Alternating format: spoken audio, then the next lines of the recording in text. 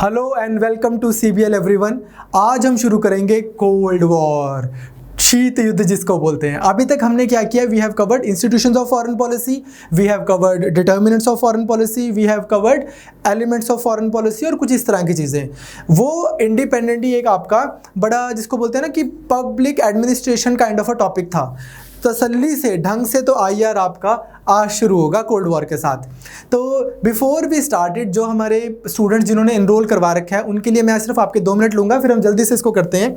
जो बच्चे ऑलरेडी हमारा कोर्स ले चुके हैं या जो लेना चाह रहे हैं उनके लिए बस एक छोटी सी चीज़ है, 2 मिनट। ये हमारी वेबसाइट है जो इस वीडियो के लिंक में आपको मिलेगी, cbl.learnyst.com, learnyst.com।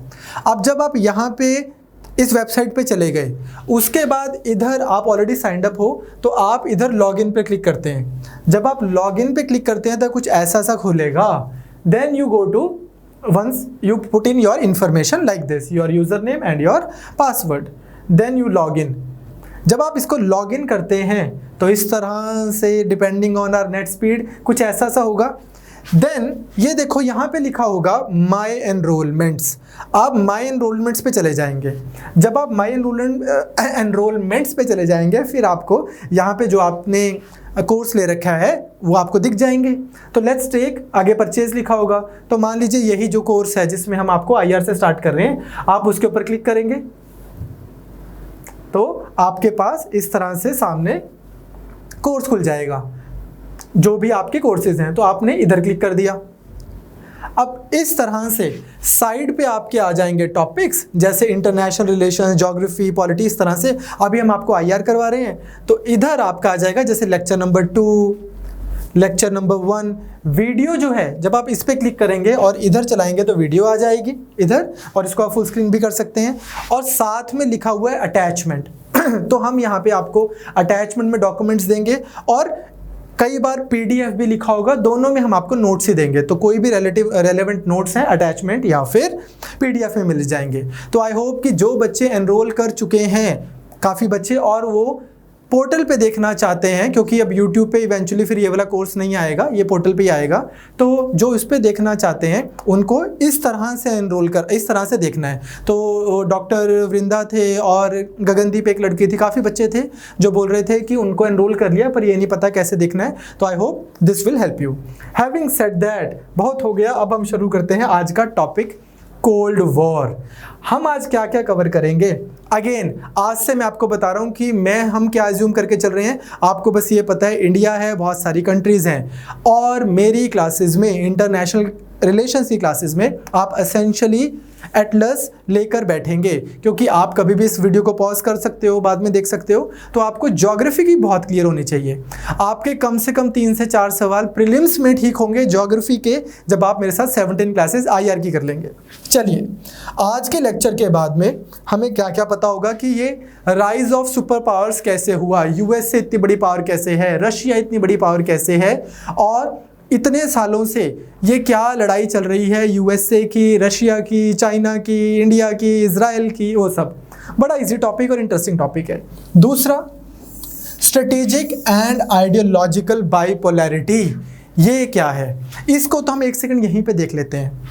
बेसिकली जब हम बोलते हैं पोल, ध्रुवीकरण जिसको हिंदी में बोलते हैं, एक सेंटर ऑफ पावर को हम बोल रहे हैं इधर IR में पोल, एक पावर, एक सेंटर जहां पे सारी पावर एक्यूमुलेटेड है।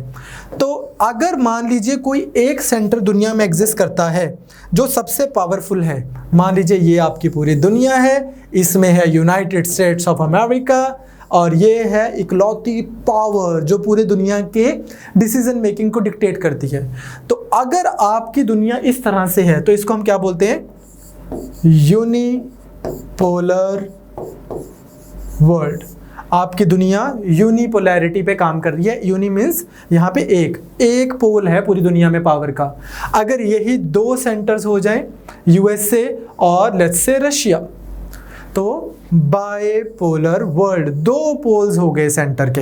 अब ये एक कंट्री और दूसरी कंट्री भी हो सकती है, collection of few countries and collection of few countries, 2 groups भी हो सकते हैं बाइपोलर।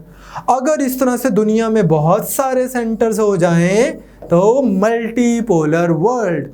आसियान एंड कंपनी, ठीक है, साउथ ईस्ट एशिया की कुछ कंट्रीज एक हो गई, Russia and east Asian countries एक, ईस्ट यूरोपियन कंट्रीज एक हो गई, यूएस से इस तरह की कंट्रीज, फिर ईयू हो गई, फिर ब्रिक्स होगी, Brazil, Russia, India, China, south Africa.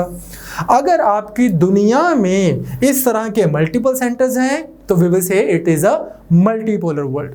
खैर, तो आज हम ये भी देखेंगे कि किस तरह से emergence of bipolar world took place. तीसरा, कोलैप्स ऑफ यूएसएसआर।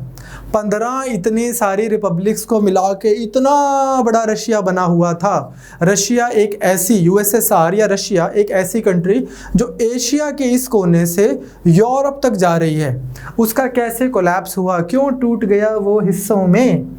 और कोल्ड वॉर 2.0 ये क्या है, सेकंड वर्जन जैसे होता है ना 2.0।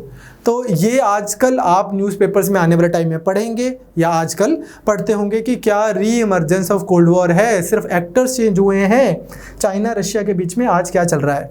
तो कुछ बैकग्राउंड नहीं चाहिए, बस आप ध्यान से सुनते रहिए।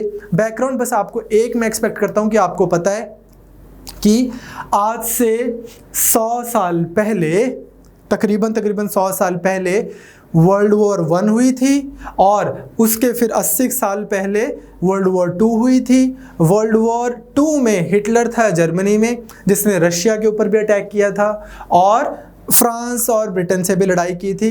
Eventually France, Britain, Russia, USA ये सब एक तरफ हो गए थे, जापान, जर्मनी, इटली ये सब एक तरफ थे, और यूएसए, यूके, फ्रांस, रशिया इन्होंने मिलके हिटलर एंड पार्टी को हरा दिया। बस इतना आपको वर्ल्ड वॉर की बैकग्राउंड चाहिए। इस सब टॉपिक्स को भी, world war and all that, आपको भरत सर बहुत डिटेल में कराएंगे, आंखों में चमक आ जाती है उनके वर्ल्ड हिस्ट्री पढ़ाते हुए। So let's start the cold war. इसमें आपको मेंस में क्वेश्चंस आएंगे कुछ, और कुछ प्रीलिम्स के पॉइंट ऑफ व्यू से इंपॉर्टेंट है, जो मैं टाइम टू टाइम आपको बताता रहूँगा। अब इसमें पहला क्वेश्चन जो आपको मेंस के पॉइंट ऑफ व्यू से इंपॉर्टेंट है वो है critically analyse the nature of cold war and the factors responsible for the emergence. तो ये लेक्चर करने के बाद आप ये क्वेश्चन सॉल्व कर पाओगे कि कोल्ड वॉर की नेचर कैसी थी और किन फैक्टर्स की वजह से कोल्ड वॉर हुई। दूसरा, to what extent is it appropriate to say that the cold war has ended. कहाँ तक ये कहना ठीक बात है कि कोल्ड वॉर खत्म हो गई है, क्योंकि हमें तो ना लग रही भाई साहब, ठीक है। तीसरी, can the present relation between USA and Russia be described as cold war 2.0। क्या अभी दूसरा वर्जन रीइमर्ज कर गया है। And next, do you think cold war was preventable. क्या हम इसको रोक सकते थे। Give arguments in support of your opinion.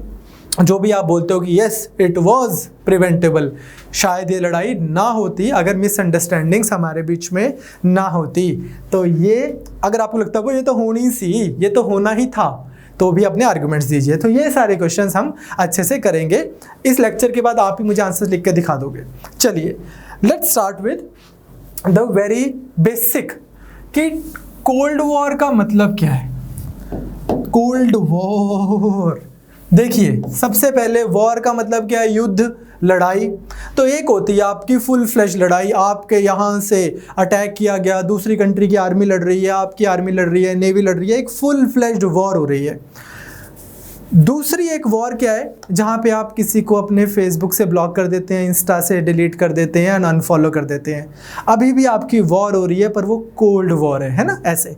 तो when there is no actual fight going on, but number 1 there is an impression कि यार ये बस कभी भी लड़ सकते हैं।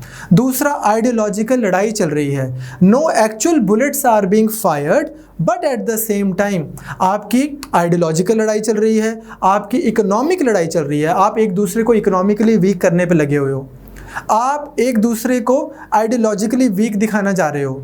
आप दो कंट्रीज अगर कोल्ड वॉर पे है, आप एक दूसरे के साथ प्रॉक्सी वॉर्स कर रहे हो। जैसे let's take hypothetically speaking India और चाइना। चाइना आज एक काम करे कि पाकिस्तान को बहुत सपोर्ट करने लग जाए और फिर पाकिस्तान से इंडिया में टेररिस्ट आने लग जाए। तो चाहे चाइना और इंडिया के बीच में बुलेट्स फायर नहीं हो रही, पर चाइना पाकिस्तान के थ्रू प्रॉक्सी वॉर तो कर रहा है इंडिया के साथ। You understand? एक कंट्री को दूसरी कंट्री जब एनिमी समझती है और उसके खिलाफ हर प्रकार के हथकंडे अपनाती है एक्सेप्ट एक्चुअल बुलेट फायर हो रहे हैं, उसको हमने बोल दिया कोल्ड वॉर।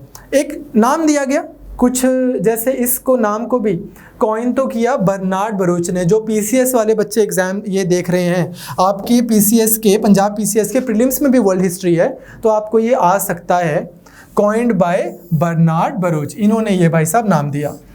इसको पॉपुलराइज किसने किया? वॉल्टर लिपमैन ने।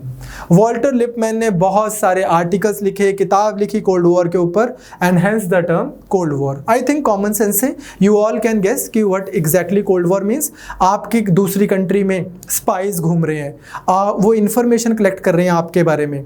सिमिलरली लाइकवाइज आप एक कंट्री दूसरी कंट्री दोनों ट्राई कर रही हैं कि हम पहले चांद पे बंदा भेज दें, दूसरी को लग रहा है हम पहले भेज दें, क्योंकि जो भी चांद पे पहले इंसान भेज देगा उसको पूरी दुनिया वर्ल्ड पावर मान लेगी कि वाओ, मतलब what an outer space power this country is, इनके कितना अच्छा साइंस में प्रोग्रेस है। सिमिलरली ओलंपिक्स हो रहे हैं, एक कंट्री को लग रहा है हम इनसे ज़्यादा ओलंपिक्स जीत के ले आएँ, चाहे डोपिंग करें, चाहे चीटिंग करें, चाहे लड़ें मरें, क्योंकि जिस कंट्री के 100 150 गोल्ड मेडल आएंगे उस कंट्री को बाकी कंट्रीज कैसे परसीव करेंगी कि बहुत स्ट्रॉन्ग कंट्री है ये, इनके लोग बहुत फिट हैं, स्ट्रॉन्ग हैं। तो इस तरह के बहुत सारे प्रोपेगेंडा, मैनिपुलेशन और actual enhancement in their capabilities as well, ये all of that takes place between two countries which are at cold war. ठीक है, ये मैंने आपको बस सिंप्लीफाई करने के लिए इस तरह से बताया, आपको फॉर्मल जो डेफिनेशंस वगैरह लिखाएंगे। ठीक बात, तो इस तरह का मतलब है कोल्ड वॉर का। अब हमारे पास एक सवाल आता है कि इसकी मीनिंग और नेचर कैसी थी कोल्ड वॉर की। तो इसको समझने से पहले मैं आपको कुछ बेसिक सी चीज़ें सिखाना चाहता हूँ। बेसिक सी चीज़ें क्या है? पॉलिटिकल आइडियोलॉजीज की अगर हम बात करें, अगर हम राजनीतिक विचारधाराओं की बात करें, तो दो आइडियोलॉजीज बहुत इंपॉर्टेंट हमारे सामने आती हैं। एक को हम बोलते हैं कैपिटलिज्म, पूंजीवाद हिंदी में बोलते हैं, और दूसरे को हम बोल रहे हैं कम्युनिज्म। ठीक बात, कैपिटलिज्म एंड कम्युनिज्म। अब कैपिटलिज्म क्या बोलता है? कैपिटलिज्म बोलता है कि सरकार जो है वो कम से कम होनी चाहिए, मिनिमम गवर्नमेंट होनी चाहिए, state is a necessary evil. आपको ज़रूरत है लॉ एंड ऑर्डर मेंटेन करने के लिए, इन चीज़ों के लिए सरकार की, बट अदरवाइज सरकार कम से कम होनी चाहिए। और जितनी प्रोडक्शन या जितनी कंजम्पशन, प्रोडक्शन कंजम्पशन, ये सारी चीज़ें कौन डिसाइड करे? Demand and supply. अगर लोगों को किसी चीज़ की ज़रूरत है तो वो खरीदेंगे, अगर लोगों को नहीं ज़रूरत तो नहीं खरीदेंगे। और सिमिलरली अगर किसी चीज़ की डिमांड है तो लोग उसको बनाएंगे, नहीं है तो नहीं बनाएंगे। डिमांड एंड सप्लाई के थ्रू प्रॉफिट, जब आपका प्रॉफिट के हिसाब से आपकी मार्केट चलती है, तो वो वाला जो इकोनॉमिक सिस्टम है उसको हम बोल रहे हैं कैपिटलिज्म। इसमें सरकार कम से कम रोल प्ले करेगी बस रेगुलेटिंग बॉडी का या लॉ एंड ऑर्डर मेंटेन करने का। बाकी सारी सोसाइटी में किस तरह से काम चल रहा है वो सारा का सारा डिसाइड करा जाएगा डिमांड एंड सप्लाई से। और इस टाइप की इकोनॉमी को हम क्या बोल रहे हैं? Free market economy.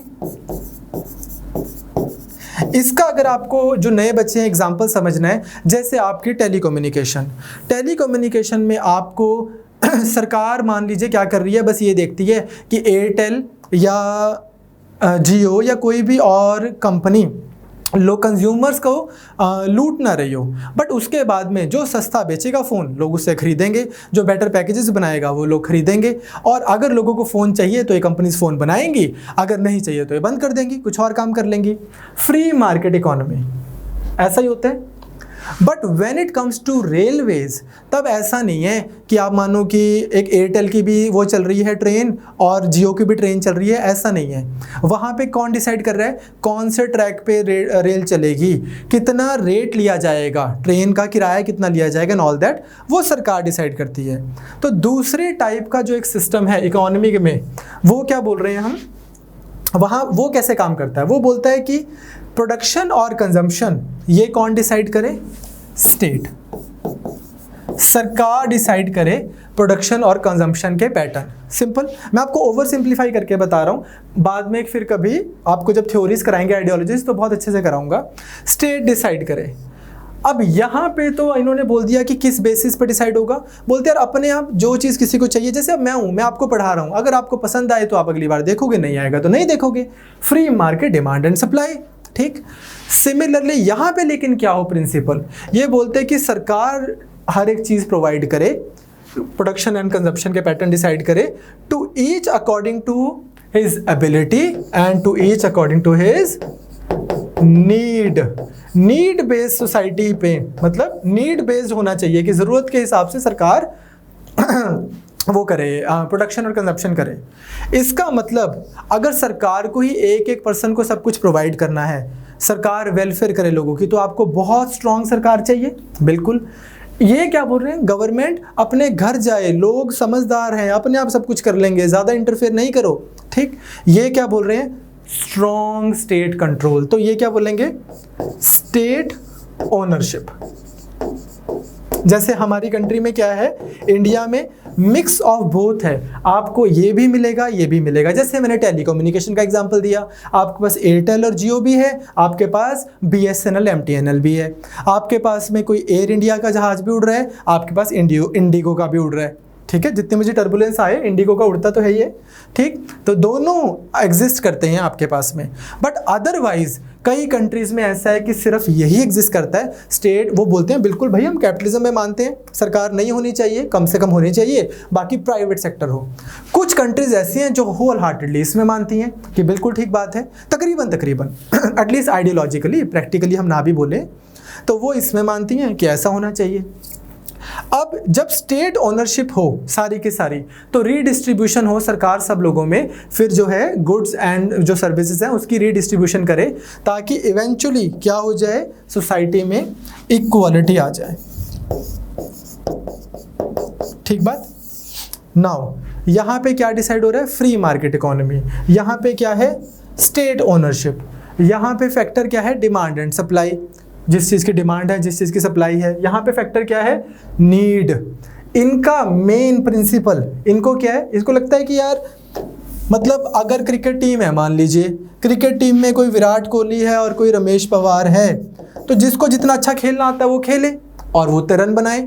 आप थोड़ी बताओगे, सरकार थोड़ी बताएगी कि बस सब लोग ना भाई 50-50 रन बनाएंगे। जब विराट कोहली इतने सारे रन बना लेता है तो फिर रमेश पवार को बुरा लगता है। इक्वालिटी होनी चाहिए। तो इनका बेसिक प्रिंसिपल आइडिया क्या है, लिबर्टी। ठीक है, लिबरल इकोनॉमीज जिनको बोलते हैं, लिबर्टी का आइडिया इनका असेंशियल है।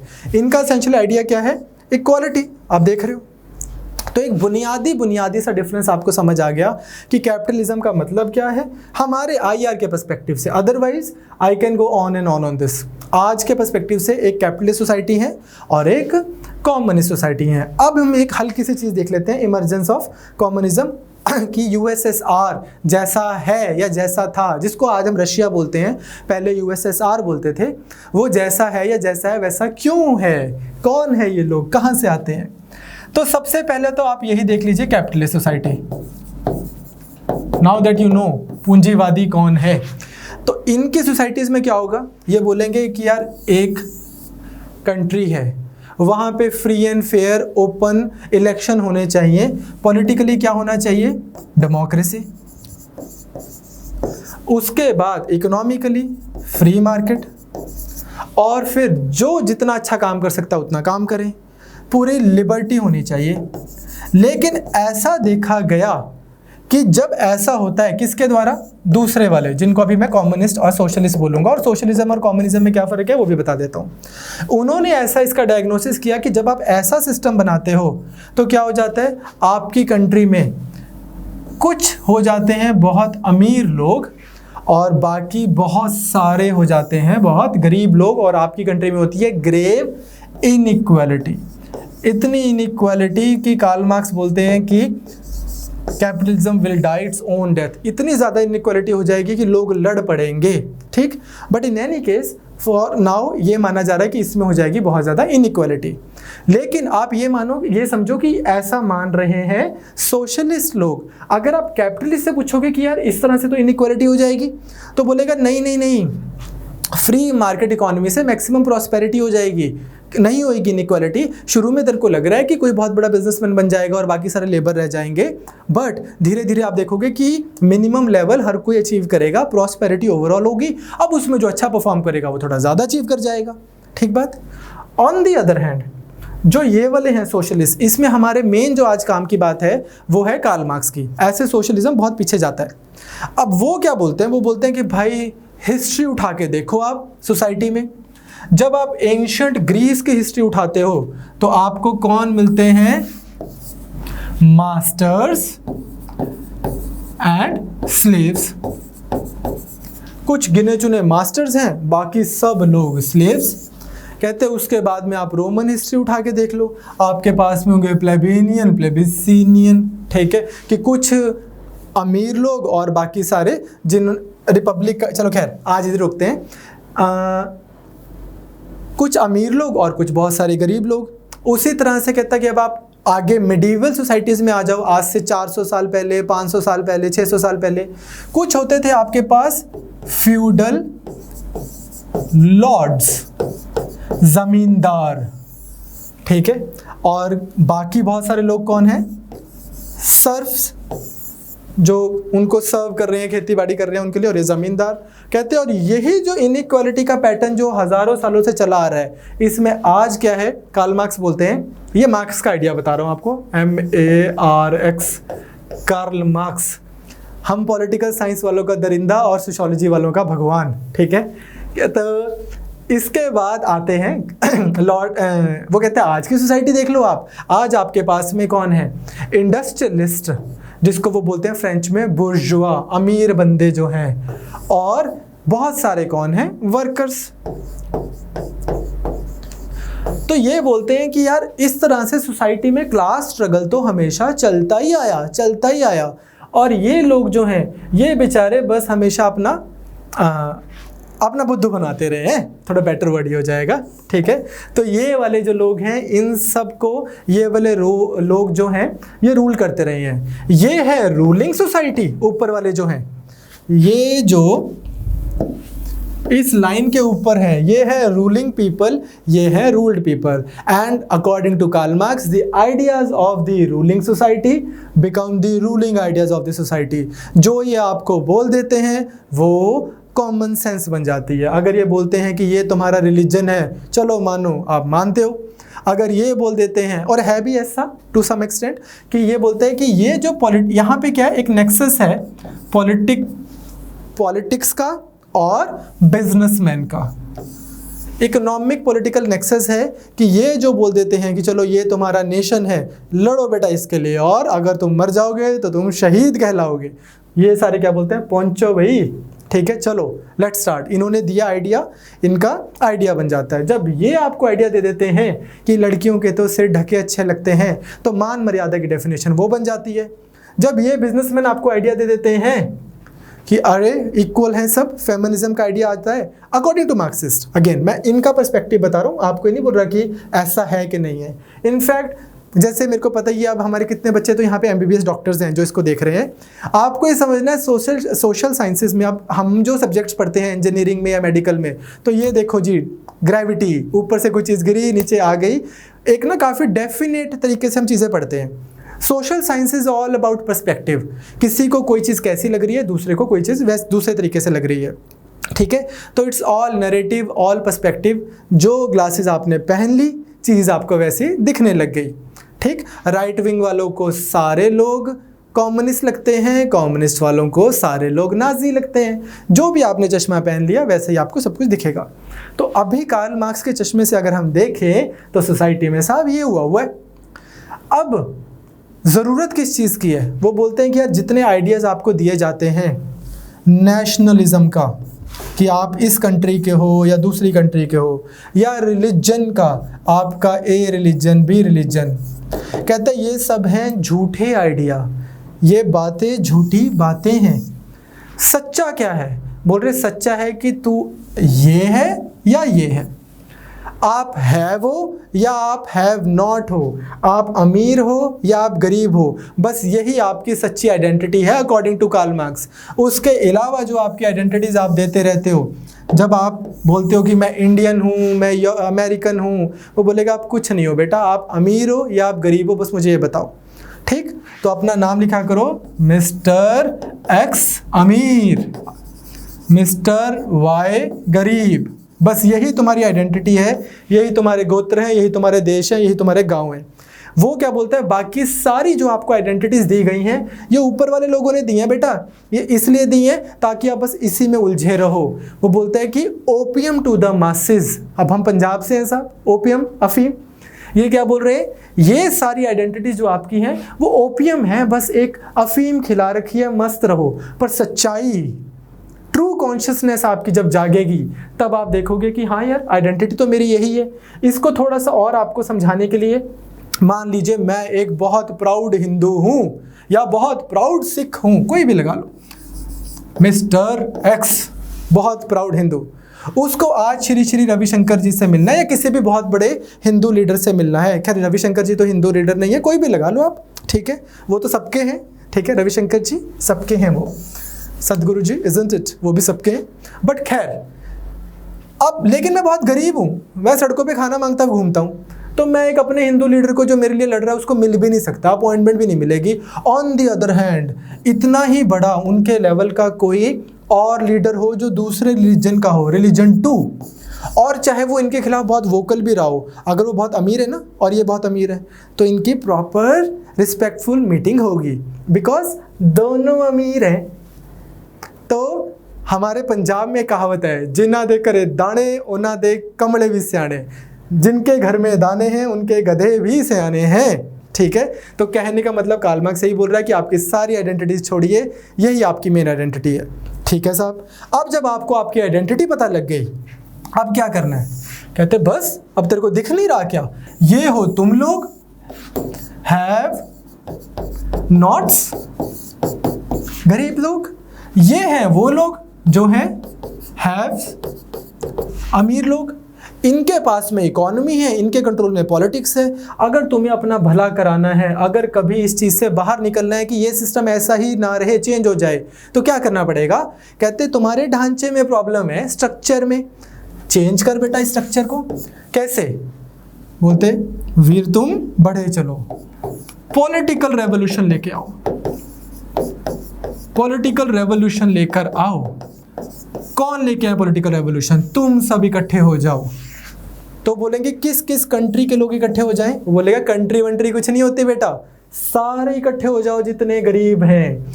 Workers of the world unite, you have nothing to lose but your chains. ये बेड़ियां ही तो हैं बस आपके पास, उतार दो, तोड़ दो, और क्या लूज कर लेगा? तुम्हारे पास खाना तक तो है नहीं। इकट्ठे हो जाओ और पॉलिटिकल रेवोल्यूशन लेकर आओ। इन सबको तख्ता पलट करना है। अब ये बोलते हैं ये तो हमें तख्ता पलट करने नहीं देंगे। हाँ जी साहब, नहीं करने देंगे। तो फिर रेवोल्यूशन कैसे लाया जाए? हमें तो वायलेंस भी यूज़ करनी पड़ेगी। कहता भी करनी पड़ेगी नहीं बेटा, करनी पड़ेगी, वायलेंस लाना है। मतलब ऐसे नहीं है उनको कि वायलेंस लाना है, ऐसे एक्साइटमेंट नहीं है, पर उनको पता है कि वायलेंस से ही आएगा।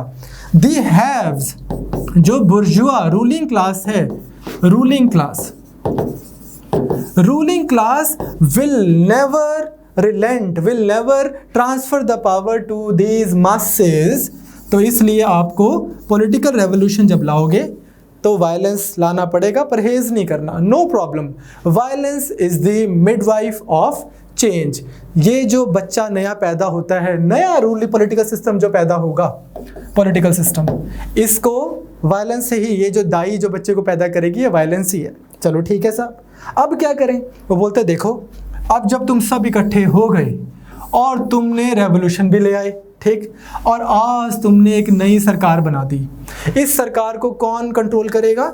ये masses, workers of the world, जिनको फ्रेंच में बोल रहे हैं मेरे को फ्रेंच आती नहीं है भाई, तो जिनको आती है उन्होंने मेरी प्रोनाउंसिएशन का मजाक नहीं उड़ाना, प्रोलिटेरिया, ठीक है, ऐसा कुछ बोलते हैं, लिख के हम दे देंगे आपको ठीक स्पेलिंग्स में, ठीक है। तो प्रोलिटेरियाज की बन जाएगी एक सरकार। अब ये सरकार के पास, अब आप आ जाओ जो मैं अभी बता के हटा था, ये सरकार सारे रिसोर्सेज पे अपना कब्जा बनाए और फिर रीडिस्ट्रीब्यूशन करे to each according to his need, to each according to his ability, ज़रूरतों के हिसाब से लोगों को रीडिस्ट्रीब्यूट किए जाए रिसोर्सेज, गुड्स एंड सर्विसेज, और एबिलिटी के हिसाब से उनको काम दिया जाए। Profit should not be the driving engine as in the case of capitalist system, but need should be the driving engine. Liberty का आइडिया उतना इंपॉर्टेंट नहीं है, क्योंकि लिबर्टी के नाम पर ग्रेव इनइक्वालिटी होती है, इक्वालिटी का आइडिया बड़ा है, ठीक। तो अब क्या हो, कहते हैं कि ये सरकार बना के सब चीज़ों को रीडिस्ट्रीब्यूट कर दे।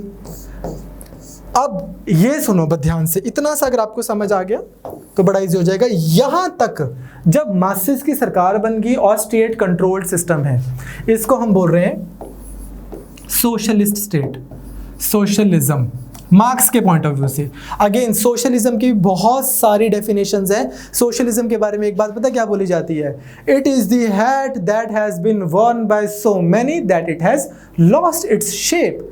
ये एक ऐसी टोपी है जिसको इतने लोगों ने पहना है कि आज इसकी शेप ही नहीं कोई बता सकते कि अरे कौन सी वाली थी, ये हिप हॉप वाली टोपी थी कि काउबॉयज वाली थी, कौन सी थी, ठीक। हम मार्क्स के पॉइंट ऑफ व्यू से बोल रहे हैं, क्योंकि हमारे लिए मार्क्स इंपॉर्टेंट है यहाँ पर। नाउ ये बोलते हैं कि इस तरह से जो कंट्रोल हो गया, state own control of production and consumption and economy in general, इसको बोल दिया सोशलिज्म। अब ये क्या करेंगे, बोलते हैं अब तुम्हें तो पता है कि ये सब तुम्हारे भाई बहन है, क्योंकि तुम खुद गरीब रहे हो, यही वाले हो, ये करो साहब redistribute. Once all of that is redistributed among the masses, आज सब लोग बराबर हो गए, वाह वाह वाह, सब लोग बराबर हो गए सिवाय इनके जिन्होंने स्टेट पे कंट्रोल बना रखा है, इनके ही रिप्रेजेंटेटिव जो हैं। हालांकि कार्ल मार्क्स ने ऐसे पॉलिटिकल पार्टी की बात नहीं की थी, लेनिन ने की थी, पर खैर यही बस रह गए। अब ये भी अपने त्याग पत्र देकर ये जो लोग हैं नीचे आकर बैठ जाएं। आज आपने एक यूटोपियन मतलब एक अदर वर्ल्डली, वाह जी वाह, ठीक है, वैसा वाला आइडिया, एक यूटोपियन समाज बना दिया जहां पर सब लोग बराबर हैं, क्योंकि आपने इनइक्वालिटी तो क्लियर कर दी, सबकी प्राइवेट प्रॉपर्टी अपने पास ले ली, सबके यहाँ पे जो कैपिटलिस्ट सिस्टम में था सारी कंपनीज को सरकारीकरण कर दिया, नेशनलाइजेशन कर दी और उसकी रिडिस्ट्रीब्यूशन कर दी।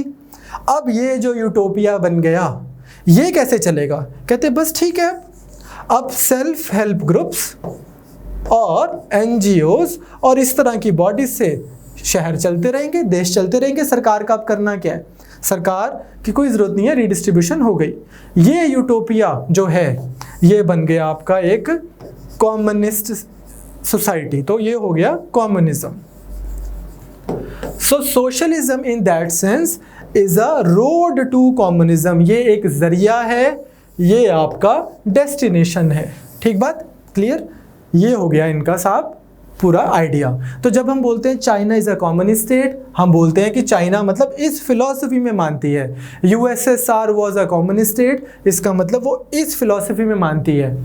America is a capitalist state, that means वो बोलते हैं अरे क्या बोली जा रहा है भाई, चिल कर थोड़ा, प्राइवेट लोग हों, अपनी मार्केट में काम करो, सब बढ़िया से खाओ पियो, सरकार थोड़ी बहुत होनी चाहिए, दो लोगों में प्रॉब्लम है सरकार के पास आ जाए, बाकी जिसने जो काम करना है, जिसने जो बनाना है, जिसने जो खाना है, मस्ती करो। अब इसको डिटेल में हम बाद में करेंगे, हमारा पर्पस सब हो जाता है इतने डिस्कशन में। आज आपको पता है कि कैपिटलिज्म क्या है और आज आपको पता है कि कम्युनिज्म क्या है या सोशलिज्म क्या है। इनको हम आर्गुमेंट के लिए इंटरचेंजेबली यूज़ कर लेंगे, लेकिन आपको मतलब समझ आ गया, ठीक।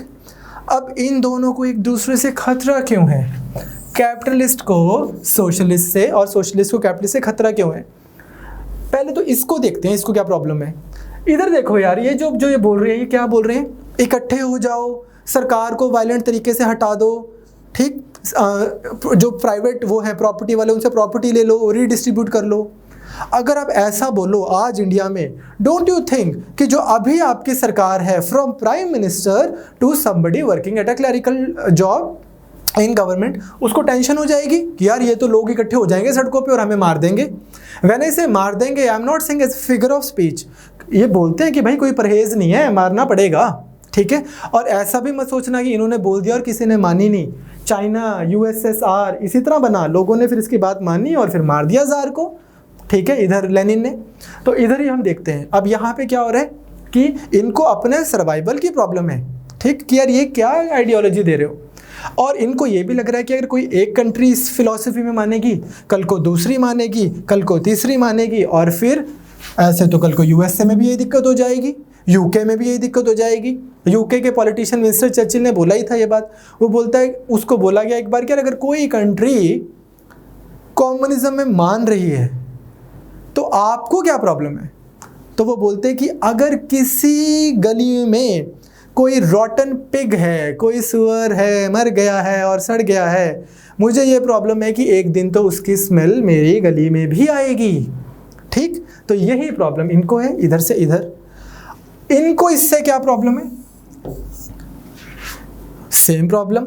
जो लोग इसमें मानते हैं उनको लगता है कि यार अगर यही फिलॉसफी हमारे इधर आ गई और इधर फैल गई, प्राइवेटाइजेशन, ठीक है, और बिल्कुल हर चीज़ प्राइवेट कर दी गई, फ्री मार्केट इकोनॉमी कर दी गई, तो गरीबों का कौन है, कोई भी नहीं, ठीक। तो इस तरह से ये दोनों फिलॉसफीज एक दूसरे के एंटी हो जाती हैं, एंटीथेसिस टू ईच अदर। एक बोल रही है स्टेट कंट्रोल, सरकार का पूरा कंट्रोल, दूसरी बोल रही है प्राइवेटाइजेशन। ये हो गया हमारा बैकग्राउंड। अब हम देखते हैं, स्टार्ट करते हैं कि अब कोल्ड वॉर क्या हुई, ठीक है। ये बैकग्राउंड इतनी सी आपको पता होनी ज़रूरी थी।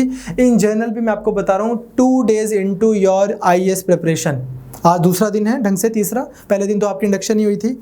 बहुत बच्चे ऐसे हैं जिनको 8-8, 9-9 महीने हो गया आईएएस की प्रिपरेशन करते हुए और उनको सोशलिज्म और कम्युनिज्म का डिफरेंस नहीं पता, आपको पता है। चलिए अब उसके बाद में हम देखते हैं कि अब कोल्ड वॉर से इस बात का क्या लेना देना है। अब हुआ क्या इन जनरल, अगर हम हिस्ट्री में देखें तो यह अभी थोड़ी देर में देखते हैं। वर्ल्ड वॉर 2 के बाद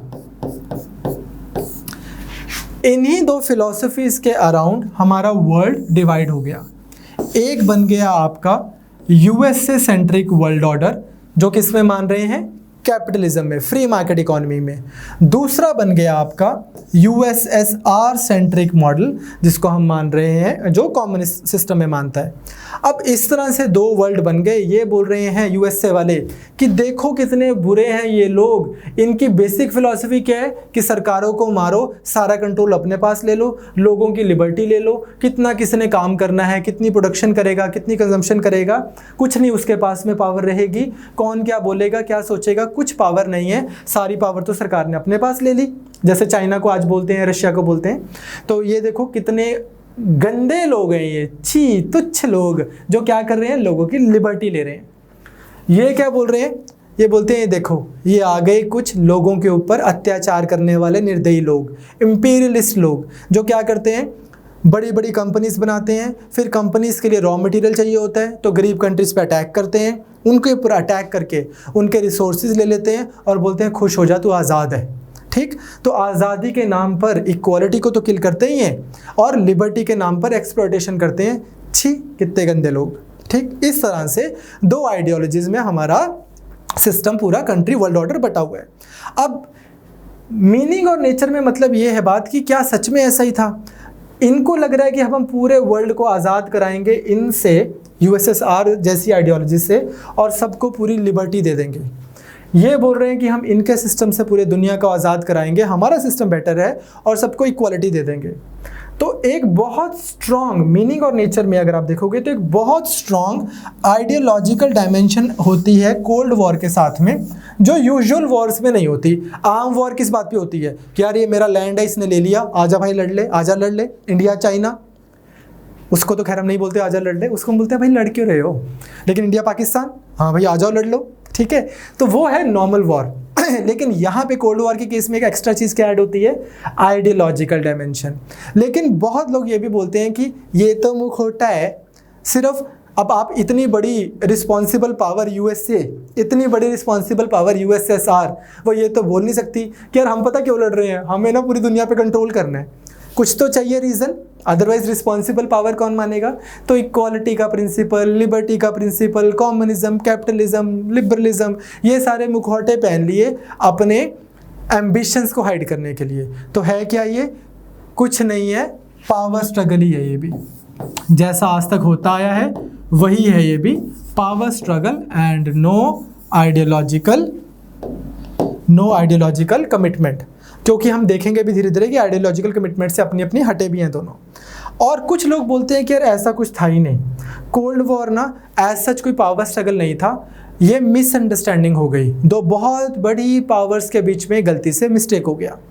तो अब आपको ये तो समझ आ गया होगा कि हाँ यार कुछ दो फिलॉसफीज एग्जिस्ट करती हैं, एक फिलॉसफी में यूएसए एंड पार्टी मानती है, दूसरी फिलॉसफी में रशिया एंड पार्टी मानते हैं, और उनके बीच में एक बहुत बड़ी मिसअंडरस्टैंडिंग्स चलती रही 40-50 साल, जिसको हम बोलते हैं कोल्ड वॉर।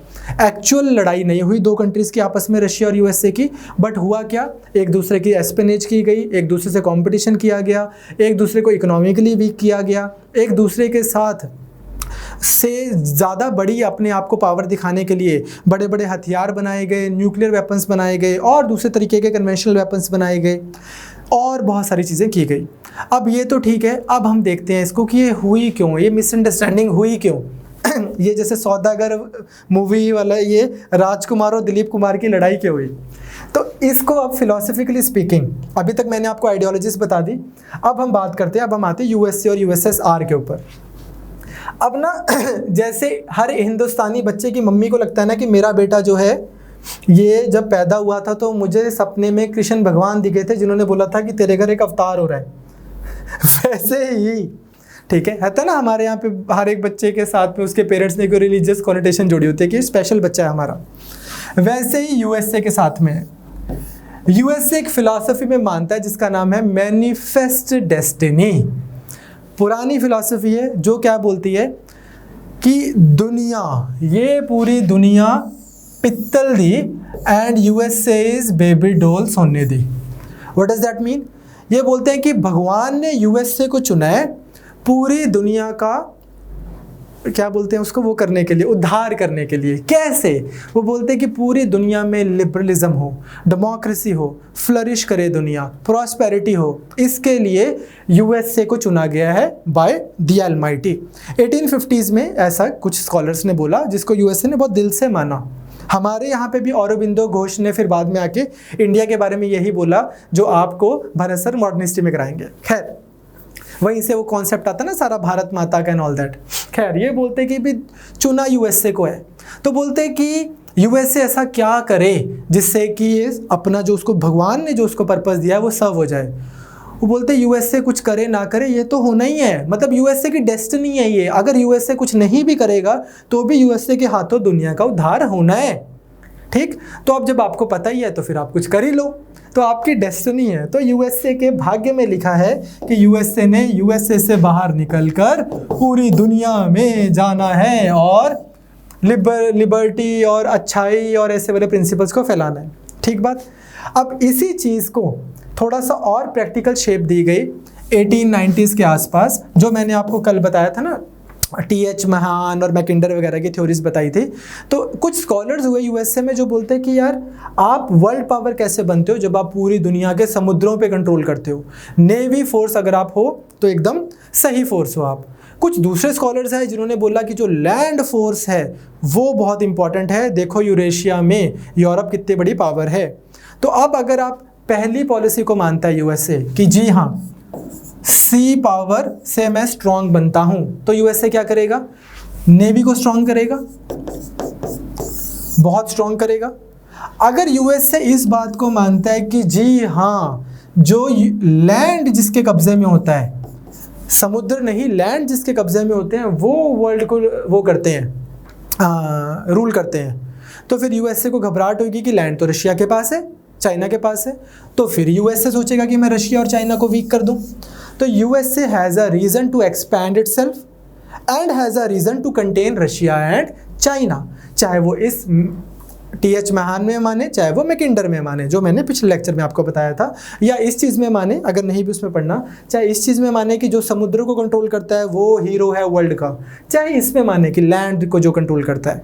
अगर वो इस पे मानेगा तो अपनी नेवी पावर स्ट्रांग करेगा, और अगर इस पे मानेगा तो उनकी लैंड पावर वीक करेगा। ये तो हो गया USA का। फिलोसफिकली बता रहा हूँ, फॉर्मली भी स्टार्ट हुई है कोल्ड वॉर, वो भी मैं आपको बताऊंगा। दूसरा USSR। अब USSR का मैंने आपको बता दिया कि उधर क्या हुआ। कार्ल मार्क्स ने बोला कि यार ये सारे लोग हैं, ये लोग जो हैं रूलिंग क्लास, ये अपने कब्जे में सारी इकोनॉमी रखती है, और इनको हटा के पॉलिटिकल रेवोल्यूशन लेके आओ। वायलेंस का तो यूज़ करना पड़ेगा ही यार, कोई बात नहीं, टेंशन नहीं लेनी, हर चीज़ की कॉस्ट होती है लाइफ में। तो लेनिन ले आया, मार दिया ज़ार, ले गया बच्चों को भी उसके ऊपर, उनको भी मार दिया, पूरी फैमिली मार दी, और रशिया में आ गया आपका रेवोल्यूशन, और वहाँ पे बन गई communist state. Workers of the world ने बनाए ही दीजिए अपनी स्टेट। अब इसमें भी ना अदरवाइज आपके एक और चीज़ देखनी है, लेनिन के साथ में एक और बंदा था, 1917 ये लिखा मैंने कि 1917 में USSR ने इस तरह से अपना कंट्रोल बना लिया। अब इसके साथ में और भी ट्रोत्स्की करके, चलो इसको रहने दो अभी, ये आपको ना फिर बाद में वर्ल्ड हिस्ट्री में कराएंगे। कुछ लोग और थे जिन्होंने कम्युनिस्ट इंटरनेशनल बनवाई कि अब पूरी दुनिया में यही करते हैं। हमने रशिया में तो कर दिया, ये पूरी दुनिया की सारी कंट्रीज़ को लेके आते हैं, और उनको भी पूरी दुनिया के सब वर्कर्स को लेके आते हैं, और उनको बोलते हैं पूरी दुनिया में होना चाहिए भाई, ये मार्क्स को पूरा समझो। तो जस्ट मैं ऐड कर रहा हूँ बंदे का नाम, अब मैंने थोड़ा सा जिक्र कर दिया है, ऐसा सा कुछ नाम था, स्पेलिंग आगे पीछे हो सकती है, ठीक है। तो इन्होंने कम्युनिस्ट इंटरनेशनल बनवाने में लेनिन के साथ काम करना शुरू कर दिया। अब लेनिन को एक चीज़ लग रही है, लेनिन को लगता है कि यार अगर मैं, लेनिन एक लीडर है रशिया में, इसको USSR बोलते थे, इसको लग रहा है कि यार अगर यहाँ पे, ये मान लो रशिया है, यहाँ पर अगर मैं कम्युनिज्म ले आया तो ठीक है, लेकिन अगर इसके पड़ोसी देशों में, पेरिफेरी में, इमीडिएट पेरिफेरी में एंड ऑल दैट, यहाँ पर अगर कैपिटलिज्म है, फ्री मार्केट इकोनॉमी है, तो क्या होगा, हमारे यहाँ पे कम्युनिज्म जो है वो सेफ एंड सिक्योर नहीं है, ये यहाँ पर भी बहुत परेशानी करेंगे लोग। इसलिए अपने को क्या करना है, कम्युनिज्म को ना सिर्फ USSR या रशिया में मानना है, इसको फैलाना भी है इधर इधर, कम्युनिस्ट इंटरनेशनल बना के पूरी दुनिया में कम्युनिज्म सोशलिज्म को फैलाना भी है। ठीक बात, चलो जी। उसके बाद लेनिन साहब चले गए, और फिर आए स्टालिन। स्टालिन बड़ी बड़ी मुच्छें, खतरनाक आदमी। अब स्टालिन का और लेनिन में क्या फ़र्क है एज सच अगर हम बात करें, स्टालिन को ना कम्युनिज्म फैलाने का इतना उत्सुकता नहीं है पूरी दुनिया में जितनी लेनिन को है। हाँ, इसको ये है कि जो USSR है उसमें डीपर तक कम्युनिज्म की फील जाए, लोग सरकार की पूरी रिस्पेक्ट करें, सरकार जो उनको बोल दे वो लोग करें, क्योंकि लोगों को पता हो कि एक दिन ये सरकार सबको सब कुछ इक्वली डिवाइड कर देगी। मेरे रशिया में पूरे ग्राउंड लेवल तक, रगों तक कम्युनिज्म फैल जाए। हाँ, बाहर की कंट्रीज़ में वो स्पेंड हो रहा है कि मतलब ऐसे प्रोलिफरेट हो रहा है, नहीं हो रहा, कोई फ़र्क नहीं पड़ता, पर जितने में है उतने में डीप तक जाए। ठीक, अब ऐसा करते हुए इसको, लेकिन एक चीज़ है स्टालिन को कि USSR जो रशिया है, USSR, इसकी सेफ्टी इंटैक्ट रहे, इसकी सिक्योरिटी इंटैक्ट रहे। तो ऐसे में क्या करता है ये जर्मनी, अब जैसे ये देखिए, मान लीजिए रशिया है, इधर जर्मनी है, इधर जापान है, तो ये क्या कर रहा है, ये जर्मनी के साथ में पैक्ट साइन कर लेता है कि यार पे काम करो, आप अपना आराम से जो मर्जी करो अपनी लाइफ में, हम जो मर्जी करें, हम आपस में लड़ेंगे नहीं। ठीक, क्लियर, एक दूसरे की रिस्पेक्ट करेंगे। कुछ ऐसा सा ही है जापान के साथ कर लेता है। अब इसको पता है कि यार ना मेरे अड़ोस वाला मुझसे लड़ रहा, ना मेरे पड़ोस वाला मुझसे लड़ रहा, हम अपना सोशलिज्म को पूरा मान रहे हैं, कम्युनिज्म को मान रहे हैं, मैं सबके ऊपर बैठा हूँ, मैं जो लोगों को बोलूँगा वो कर रहे हैं मेरी कंट्री में, और हम सोशलिस्ट एक स्टेट बना दी। ठीक, अब इसको लग रहा है कि बढ़िया है। इन द मीन वाइल अब बात आती है कि फिर कोल्ड वॉर क्यों हुई, ये सब तो ठीक है। अब यहाँ पे हम बढ़ते हैं एक स्टेप आगे, कोल्ड वॉर क्यों हुई। अब कोल्ड वॉर होने के दो कारण हैं। कुछ कारण हैं जो उत्पन्न हुए, some reasons emerged during world war II and other reasons emerged after world war II। अब क्या स्टालिन आराम से बैठा था कि हाँ यार ये मैं सिक्योर बैठा हूँ, उसके पड़ोस में हिटलर है। हिटलर क्या करता है, हिटलर फ्रांस के ऊपर अटैक कर देता है। उसके बाद में वो आगे अटैक करना शुरू कर देता है, पोलैंड के ऊपर, सबके ऊपर अटैक करता है। अब जब ऐसा हो रहा है तो स्टालिन को लग रहा है कि ठीक है वो वहाँ पे जो मर्जी करता रहे, अपने साथ तो उसकी पीस ट्रीटी है। स्टालिन के इंटेलिजेंस वाले लोग बोलते भी रहे कि सर हिटलर साहब अभी उस तरफ जा रहे हैं, जब वो वहाँ पे अटैक कर लेंगे भाई वो तुम्हारी तरफ भी अटैक करने की वो कर रहे हैं, तैयारी कर रहे हैं। और नहीं कुछ करना भाई, अपने बॉर्डर्स पे जो तेरे फौजी खड़े हैं बॉर्डर्स पे खड़े कर दे, रशिया के और जर्मनी के। वो बोलता नहीं यार, हिटलर को अच्छा नहीं लगेगा, उसको लगेगा कि मैं एग्रेसिव हो रहा हूँ, मैंने तो पैक्ट साइन किया है। तो माना ही नहीं स्टालिन, ठीक है। लेकिन हिटलर ने ये पैक्ट क्यों साइन किया था जर्मनी के रशिया के साथ या यूएसएसआर के साथ? उसको लगा कि मैं एक काम करता हूँ, पहले मैं चलता हूँ फ्रांस, पहले मैं फ्रांस के ऊपर चढ़ाई करूँगा, फिर मैं उसके बाद में जितना बाकी सारा यूरोप है इसको जीत के फिर रशिया पे आ जाऊँगा। तो उसको भी टाइम चाहिए था। तो हिटलर ने क्या किया और कर भी दिया, 6 हफ्ते में मेरे ख्याल से पूरा फ्रांस की चढ़ाई कर दी उसने, हिटलर ने, ठीक है। पोलैंड वैसे उसके कब्जे में आ गया था, सारे वो वाला एरिया हिटलर ने कब्जा लिया। अब हिटलर आ गया इधर रशिया पे।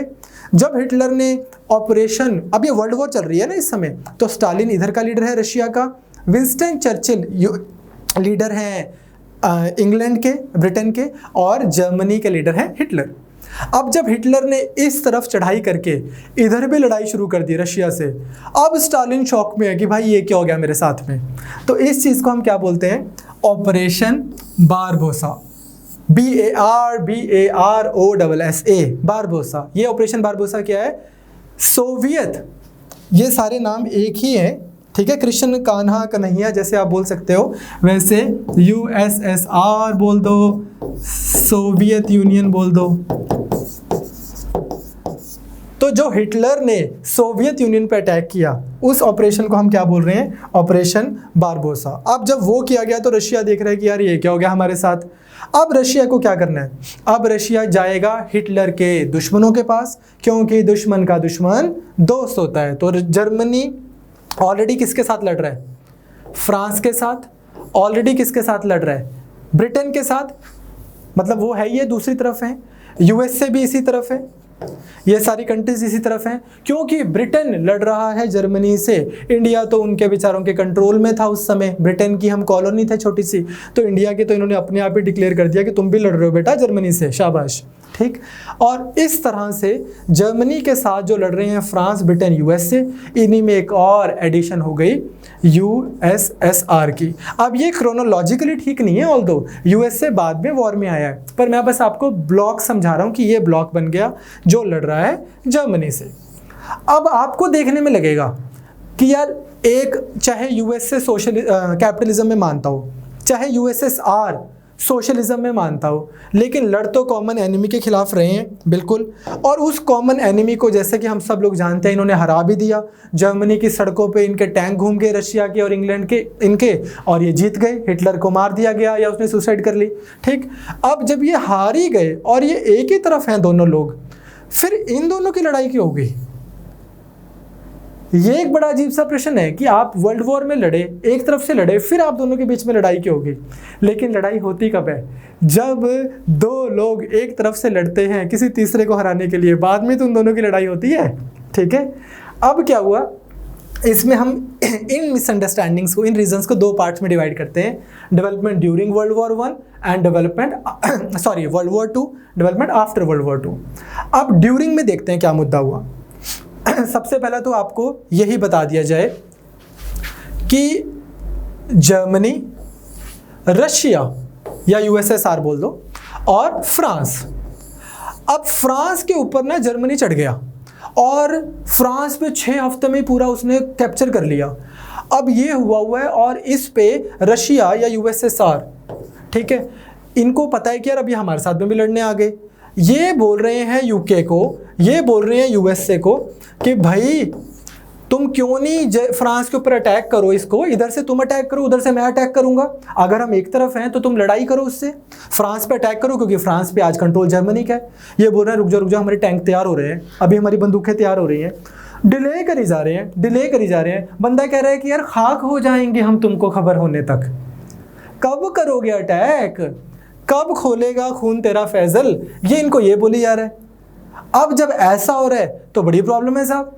इनको साफ पता लग रहा है कि यार ये पता क्या चाह रहे हैं यूके और यूएसए वाले, कि जर्मनी और यूएसएसआर आपस में लड़कर हो जाएं वीक।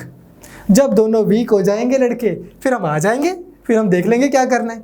अब यूएसएसआर का भाई, और ये जायज़ भी है उसका ये सस्पिशन, यूएसएसआर का ये सस्पिशन कि यार ये मेरे पड़ोसी, मेरे दोस्त जो हैं, ऐसे दोस्तों उनसे तो दुश्मन अच्छे, ऐसा वाला सस्पिशन इतना गलत नहीं है, तो उसको ये लग रहा है। तो पहला रीज़न जो है हमारे पास में वो क्या है कि delay in opening the second front. दूसरी चीज़, अब जब वॉर हो रही है उस समय इनकी कॉन्फ्रेंस भी होती है, यूएसए की, यूके की, यूएसएसआर की, जिसको रशिया बोल रहे हैं। इन कॉन्फ्रेंसेस में ना बड़ी सारी ऐसी बातें होती हैं जिससे ना यूएसएसआर को लगता है कि यार ये क्या लोग हैं, ठीक है, ये सब मिलकर हमारे को थोड़ा सा बना रहे हैं। कैसे? पहली तो ये चीज़, अब लेट्स टेक, अब वही बात है कि आपको कल से मैप खोलना है अच्छे से, या कल हम पहले 10 मिनट मैप ही करेंगे। पहली तो ये चीज़, अब मान लीजिए ये है रशिया और ये है साहब सारा ईस्टर्न यूरोप, इधर आ जाता है आपका वेस्टर्न यूरोप। वेस्टर्न यूरोप की कंट्रीज आपको पता है, यूके, फ्रांस, ये सब इधर कहीं पे आ जाता है, जर्मनी, समवेयर इन बिटवीन। अब जो रशिया है ना, रशिया के साथ वाले जो एरियाज हैं, ईस्टर्न जो वो है यूरोप के नेशंस हैं, उनका क्या किया जाए, ये चाहता है रशिया कि यार उन पे मेरा कंट्रोल होगा, उन थोड़े वीक कंट्रीज होने चाहिए, हम वहाँ पे कम्युनिज्म को रखेंगे। यूएसए, यूके ये सब क्या चाहते हैं कि ईस्टर्न यूरोप में स्ट्रॉन्ग कंट्रीज हों, स्ट्रॉन्ग कंट्रीज हों ताकि रशिया कभी फैले ना। जब रशिया इधर से इधर आने की कोशिश करे तो यहाँ पे एक बड़ी बड़ी स्ट्रॉन्ग कंट्रीज हों जो रशिया को रोक सके ताकि कम्युनिज्म वेस्टर्न यूरोप की तरफ ना आए। तो पहले तो इसी पे उनकी कोई रजामंदी नहीं होती थी। फॉर एग्जांपल, मैं आपको एक एग्जांपल बताता हूँ, पोलैंड। अब पोलैंड के साथ क्या होता है, पोलैंड में एक सरकार होती थी पहले, उस सरकार पे हिटलर गया, हिटलर ने बोला चलो बेटा शाबाश, चलो चलो बहुत हो गया, चलो ठीक है घर जाके पढ़ाई करो। उस सरकार को हिटलर ने भगा दिया। वो सरकार जाके गवर्नमेंट इन एग्जाइल लंदन में, अब लंदन में बैठी है पोलैंड की गवर्नमेंट इन एग्जाइल। अब जब वर्ल्ड वॉर हो रही है, ये सब हो रहा है जिसमें डिस्कशंस हो रही हैं, उस समय पोलैंड में जाकर सोवियत ने, यूएसएसआर ने जर्मनी को हराया। वहाँ पे वो अब चुनाव करवा के अपने हिसाब से या अपने जो भी जान पहचान का बंदा है उसको सोवियत वाले सरकार बनवाना चाहते हैं। ब्रिटेन वाले बोल रहे हैं कि ना, ये सरकार तो बनी हुई है इनकी लंदन में, ये बैठे हैं ऑलरेडी, ये बनेंगे। तो पोलैंड के फ्यूचर को लेके कोई एग्रीमेंट नहीं हो रहा। सिमिलरली जर्मनी के खुद के फ्यूचर को लेके, अगेन इसी बात को आपने दोबारा ऐसे ही समझना है कि let's take, we have Russia या यूएसएसआर, इंटरचेंजेबली यूज करेंगे इसको अभी, यू हैव जर्मनी। अब यूएसएसआर चाहेगा कि जब हमने लड़ाई जीत ली, जब हमने जर्मनी को हरा दिया, तो जर्मनी में एक वीक से लोग सरकार होनी चाहिए ताकि हमारा यहाँ पे कंट्रोल बना रहे, एक वीक सी सरकार हो। लेकिन यूएसए क्या चाह रहा है, यूएसए चाह रहा है कि यहाँ पे ना एक स्ट्रॉन्ग सा जर्मनी बना के जाते हैं, तगड़ा सा। उससे क्या होगा, रशिया को हमेशा डर रहेगा कि यार मेरे पड़ोस में एक बहुत स्ट्रॉन्ग नेबर है जो मेरे ऊपर कभी भी अटैक कर सकता है। तो इस वजह से रशिया के फ्यूचर पे लड़ाई हो रही है, जर्मनी के फ्यूचर पे। USSR wants weak Germany and USA wants strong Germany. Similarly Iran, अगर हम ईरान को देखें, ईरान के ऊपर तकरीबन 2 पावर्स का कंट्रोल था वर्ल्ड वॉर 2 के टाइम पे। एक आप बोल दो रशिया और दूसरी ब्रिटेन। अब ये डिसाइड हुआ कि ईरान का क्या किया जाएगा मिडिल ईस्ट से, तो रशिया को बोला गया कि तुम वापस चले जाओगे, ठीक है। ब्रिटेन को बोला गया कि तुम भी वापस चले जाओगे। रशिया बोलता कि यार क्या है ये कि मैंने इतनी मुश्किल से वहाँ पे कंट्रोल बनाया है, और अगर मेरा मिडिल ईस्ट में कंट्रोल नहीं रहेगा तो फिर मैं वल्नरेबल होता हूँ नीचे से, क्योंकि पास्ट में ईरान से राजाओं ने रशिया पे अटैक किया हुआ है, ईरान के राजाओं ने। इवन दैट गए जो इंडिया से कोहिनूर लेके गए थे, क्या नाम था उनका, 1739 में शायद वो थे ना, मेरे को याद नहीं आ रहा, थोड़ी देर में याद आ जाएगा, हिस्ट्री भूल गया हूँ थोड़ी। पर खैर ईरान से रशिया पे अटैक हुआ है, तो रशिया को लगता है कि मेरा ईरान पे कंट्रोल बना रहे, ठीक। बट ब्रिटेन का भी वहाँ पे कंट्रोल है। ब्रिटेन बोलता ठीक है हम भी चले जाएंगे, लेकिन हमारा यहाँ पे ऑयल वगैरह का जो इंटरेस्ट है इसको हम प्रोटेक्ट करके जाएंगे, हमारे यहाँ पे तेल के बहुत सारे हमारे इंटरेस्ट हैं। तो इसमें भी रशिया को लग रहा है कि यार ये पता क्या करेंगे, हमें तो बोल देंगे कि तुम चले जाओ, बाद में ब्रिटेन इधर बैठा रहेगा। तो जब डिस्कशन हो रही है ना कि वर्ल्ड वॉर के बाद में करना क्या है, तो यूएसएसआर को लग रहा है यार जर्मनी में ये नहीं क्लैरिटी दे रहे, इनको लग रहा है हमारे पड़ोस में एक स्ट्रॉन्ग सा जर्मनी बिठा दें। पोलैंड में ये नहीं क्लैरिटी दे रहे, इनको लग रहा है कि लंदन में जो लोग बैठे हैं उनको बिठा दें सरकार में। ईरान में ये नहीं क्लैरिटी दे रहे, टर्की में ये नहीं क्लैरिटी दे रहे, कहीं पे क्लैरिटी तो दे नहीं रहे कि यार ये वर्ल्ड वॉर में हम एक तरफ से लड़ रहे हैं, उसके बाद में करेंगे क्या।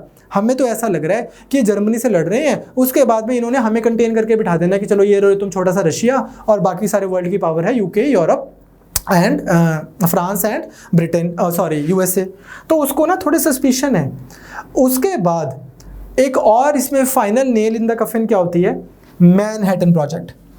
मैनहट्टन प्रोजेक्ट में क्या हो रहा है, यूएसए ने न्यूक्लियर बॉम्ब बना लिया। अब जब यूएसए ने न्यूक्लियर बॉम्ब बना लिया, वो ऐसा बना रहा है और उसने बना लिया है, ये उसने अपने एलाई ब्रिटेन को भी बता दिया, हालांकि चलो उनको भी लेट ही बताया, कनाडा को भी बता दिया। Russia is taken by surprise. वो बोल रहे हैं कि यार तुमने न्यूक्लियर बॉम्ब बना लिया, तुमने न्यूक्लियर बॉम्ब गिरा दिया, ये हमसे छुपा के रखा था क्यों। अगला टारगेट कौन थे हम, कि पहले इसको मार दिया, फिर जैसे वो जोकर मूवी में होता है ना, no I am the guy who kills the driver, ऐसा वाला। तो तुम यार मेरे को ही छुपा रहे हो, यार हमसे ही तुम हमारे साथ लड़ रहे हो, दोस्त से छुपा रहे हो। तो उसको बहुत बुरा लगा, ठीक है। अब जब उसको बुरा लगा तो उसको फिर लग रहा है कि यार भी इनके इंटेंशन साफ नहीं है, बेटा लक्षण ठीक ना है इनके। And last but not the least, once these people, USA, they attacked Japan, nuclear attack कर दिया जापान पे एंड में। अब ये देखो, ये है USSR मान लीजिए, ठीक। अब यहाँ पे कहीं पे मान लो जापान है, यहाँ पे USA है। अब बात ये हुई थी पहले बात ये हुई थी कि जब जापान हार जाएगा, क्योंकि जापान जर्मनी के साथ था, वो उनका दोस्त था, ये एक तरफ थे। बात ये हुई थी कि जापान में ऊपर से नॉर्थ से जाएगा रशिया और साउथ से जाएंगे बाकी सारे यूके और यूएसए। तो यूएसएसआर ये मान के चल रहा था कि जापान पे मेरा कंट्रोल हो जाएगा, क्योंकि यूएसएसआर को हमेशा से ये लगा है कि यार अगर जापान पे मेरा कंट्रोल नहीं है ना, तो यहाँ पे आके ना अमेरिकन वगैरह बैठ जाएंगे और मैं यहाँ पे वल्नरेबल रहूँगा। इन्होंने तुमने रशिया को ऐसा लग रहा है कि तुमने सालों जापान पे इसलिए अटैक किया ताकि मैं ना जापान चला जाऊं, मैं तुम्हारी तरफ से लड़ रहा हूं, मैं इतने बंदे मरवा रहा हूं अपने, और तुम्हें लग रहा है कि मैं ना चला जाऊं वहां पे, इसलिए तुमने यहां से इस पे अटैक किया है रशिया। और सारी लड़ाई हो गई, अब इन पे बम फोड़कर और जी चलो जी we have ended the world war, सारा क्रेडिट भी तुम ले गए और तुम आज मुझे जापान से भी खाली कर गए। तुमने जर्मनी में भी मेरे साइड पे इतना बड़ा जर्मनी बिठा दिया, पोलैंड में तुम अपनी सरकार बिठा रहे हो, ईरान में तुम्हारी कोई क्लैरिटी नहीं है, ईस्टर्न यूरोप में इन जनरल तुम कुछ क्लैरिटी नहीं दे रहे। तुम चाहते हो कि वॉर तो जर्मनी से जीत ली जाए, लेकिन रशिया को भी कंटेन कर दिया जाए, अपने साथ वाले बंदे को भी थोड़ा दबा के रखा जाए। This is not how you treat your partners, okay, ऐसा उसको लग रहा है। तो ये वाले सारे जो कारण हैं, ये वो कारण है जिसकी वजह से ऐसा हुआ कि रशिया का मन थोड़ा खराब हो गया। तो these are the reasons during the war. अब हमारे पास नेक्स्ट आता है कि what happened after the war, जिसकी वजह से कोल्ड वॉर होगी। दो पूरी दुनिया में there is this clear cut cleavage and the world got divided into two blocks. So what exactly happened after the war, क्या हुआ, अब न्यूक्लियर बॉम्ब बन चुके हैं भाई साहब, माहौल हो गया है गर्म, ठीक। तो इसमें यूएसए एक प्लान देता है जिसका नाम है बरूच प्लान 1946 में। ये क्या बोलता है, कहते हैं कि ठीक है भाई, हम एक काम करते हैं, ये बड़ी गलत सी चीज़ बन गई हमसे और गिर भी गई हमसे जापान पे, और ये तो बहुत बड़ी प्रॉब्लमेटिक चीज़ है, दुनिया ख़त्म हो जाएगी। न्यूक्लियर डिसआर्मामेंट करते हैं, ठीक। क्या किया जाए, क्योंकि इन द मीनवाइल अब सबने बना लिया न्यूक्लियर, मतलब या बना लिए जाएंगे, तो क्या किया जाए कि सारी कंट्रीज़ अपने न्यूक्लियर बॉम्ब्स को, टेक्नोलॉजी को डिसआर्म कर दें। जब सब कंट्रीज़ ऐसा कर देंगी, including and specially Soviet union, तो हम भी कर देंगे, यूएसए भी कर देगा। अब सोवियत यूनियन को लगता है कि हम तो अपनी टेक्नोलॉजी, अपने बॉम्ब्स को डिसआर्म कर दें, तुम जो ऑलरेडी जापान पे अटैक कर चुके हो, तुम पे कौन ट्रस्ट करेगा, ठीक है। तुम तो ये भी नहीं बोल सकते कि यार हमारा ट्रैक रिकॉर्ड देख लो, हमने कभी किसी पे कुछ गिराया थोड़ी है, अभी गिरा के हटे हो कुछ साल पहले, आज भी, ठीक है, सभी वो फ्यूम्स नज़र आती हैं जापान में हमें। तो तो भरूच प्लान में इस तरह से ये प्लान देते हैं अपना। इसके रिप्लाई में रशिया प्लान देता है ग्रोमिको प्लान, जैसे भी आप इसको स्पेल वो प्रोनाउंस करें। ग्रोमिको प्लान में क्या बोलता है रशिया, कहता है ना पहले यूएस से डिसार्म करे फिर पूरी दुनिया डिसार्म करेगी। यूएसए को गुस्सा आ गया, ले यार हम पे एतबार ही नहीं करते। 2 हफ्ते के अंदर यूएसए ने बिकिनी अटोल पे एक न्यूक्लियर टेस्ट कर लिया। टेस्ट एक अलग चीज़ है, बम गिराना अलग चीज़ है। बम आज तक इतिहास में एक ही बार गिरा है, हिरोशिमा नागासाकी में। टेस्ट तो होते रहते हैं, तो इन्होंने टेस्ट कर लिया। तो अगेन रशिया को लग रहा है कि जब तो हमने इनको बोला कि तुम पहले अपने डिसार्म करो तो ये टेस्ट करते हैं, वैसे इनको लगता है कि पूरी दुनिया अपने पहले डिसार्म कर दे फिर हम भी कर देंगे। उसके बाद में ये एक बार पॉलिटिकल साइंस में भी आया था सवाल अभी recently, mister x the long Telegram. Moscow में जो पहला डिप्लोमेट बैठा था यूएसए का, उसने एक टेलीग्राम भेजा पीछे यूएसए में। वो बोलते कि भाई मैं आपको बताता हूँ, यूएसएसआर चाहे हमारे साथ ही लड़ा है जर्मनी के खिलाफ, पर यूएसएसआर के जो टॉप लेवल के लोग हैं और इंक्लूडिंग जो सिस्टम है यहाँ पे, ये यूएसए को दुश्मन समझते हैं। और अगर यूएसए को अपने आप को प्रोटेक्ट करना है तो उसको पूरी तैयारी कर लेनी चाहिए। वॉर भी हो सकती है यूएसएसआर की और यूएसए की, तो इस वजह से अपने को पूरा अपने आप को प्रोटेक्ट करना है। तो यूएसए में भी एक सेंटीमेंट क्रिएट कर दिया गया कि Russia looks at USA as its enemy. तो ये बात की डेवलपमेंट है। उसके बाद क्या हुआ, अभी तक जो है ना USA all these years war के एंड से में आता था और क्रेडिट ले जाता था, पर दुनिया में ज़्यादा इन्वॉल्व नहीं था, ठीक। लेकिन इसके बाद में आया हमारे पास ट्रूमैन डॉक्ट्रिन। ये सब उनके लीडर्स हैं यूएसए के, उनके नाम पे डॉक्ट्रिन। डॉक्ट्रिन मतलब कि एक तरीका, एक लॉ टाइप दे दिया उन्होंने। तो उसमें ट्रूमैन क्या करते हैं, अमेरिकन है, ये ग्रीस और टर्की को बहुत ग्रांट देते हैं ताकि वो सोशलिस्ट टेंडेंसीज की सरकारें वहाँ पर ना आए, वहाँ पे कम्युनिज्म स्ट्रांग ना हो जाए। उधर ऐसे वाली टेंडेंसीज हो रही हैं, कम्युनिस्टिक टिल्ट के थोड़ी सी बातें हो रही हैं, तो उसको ग्रांट देते हैं जब ये ग्रीस और टर्की को। और उसके बाद में क्या करते हैं, मार्शल प्लान लेके आते हैं, जो आपको इकोनॉमी में पढ़ाएंगे। मार्शल प्लान आता है जिसमें वो क्या बात करते हैं, कहते हैं कि भाई वॉर हो गई, यूरोप तो पूरा टूट गया, तो हम क्या करते हैं, reconstruction and development of Europe करते हैं, इंक्लूडिंग ईस्टर्न यूरोप। पूरे यूरोप को दोबारा बिल्ड करते हैं, इसके लिए हम पैसा लगाऊंगा। यूएसए को लगता है कि यार हम पैसे लगाएंगे डॉलर में, सबको डॉलर देंगे, यूरोप भी रिकंस्ट्रक्ट हो जाएगा और डॉलर पूरी दुनिया की करेंसी भी बन जाएगी, जो कि हुआ भी, सच में भी हुआ। आपको अपनी फंक्शनिंग करने के लिए हम एक सिस्टम देंगे कि किस तरह से आपने करेंसीज मैनेज करनी है। आपको रिकंस्ट्रक्ट करने के लिए, नई बिल्डिंग्स, नया इंफ्रा बनाने के लिए हम पैसे देंगे। पैसा तो इकट्ठा हो ही गया है यूएसए के पास और अब वॉर भी जीती है, ठीक। तो हम देंगे आपको पैसा, तो आप रिकंस्ट्रक्ट करो। ऐसा करते हुए अब अगर आप यूएसएसआर के पर्सपेक्टिव से देखो तो क्या हो रहा है, ना सिर्फ आज वो मेरे को यूएसए ना सिर्फ हर एक मीटिंग में ऐसी वाली चीज़ें कर रहा है जिससे मुझे सस्पिशन हो रहा है, बट अब वो मेरे आस पड़ोस में बहुत ज़्यादा एक्टिव भी हो रहे हैं। अब क्योंकि वो बहुत एक्टिव हो रहा है तो मुझे पता है कि ये कम्युनिज्म को कंटेन करना चाहते हैं। ये चाहते हैं कि कम्युनिज्म सिर्फ और सिर्फ रशिया तक ही रहे, बाद में रशिया में भी देख लेंगे क्या करना है, ठीक, क्लियर।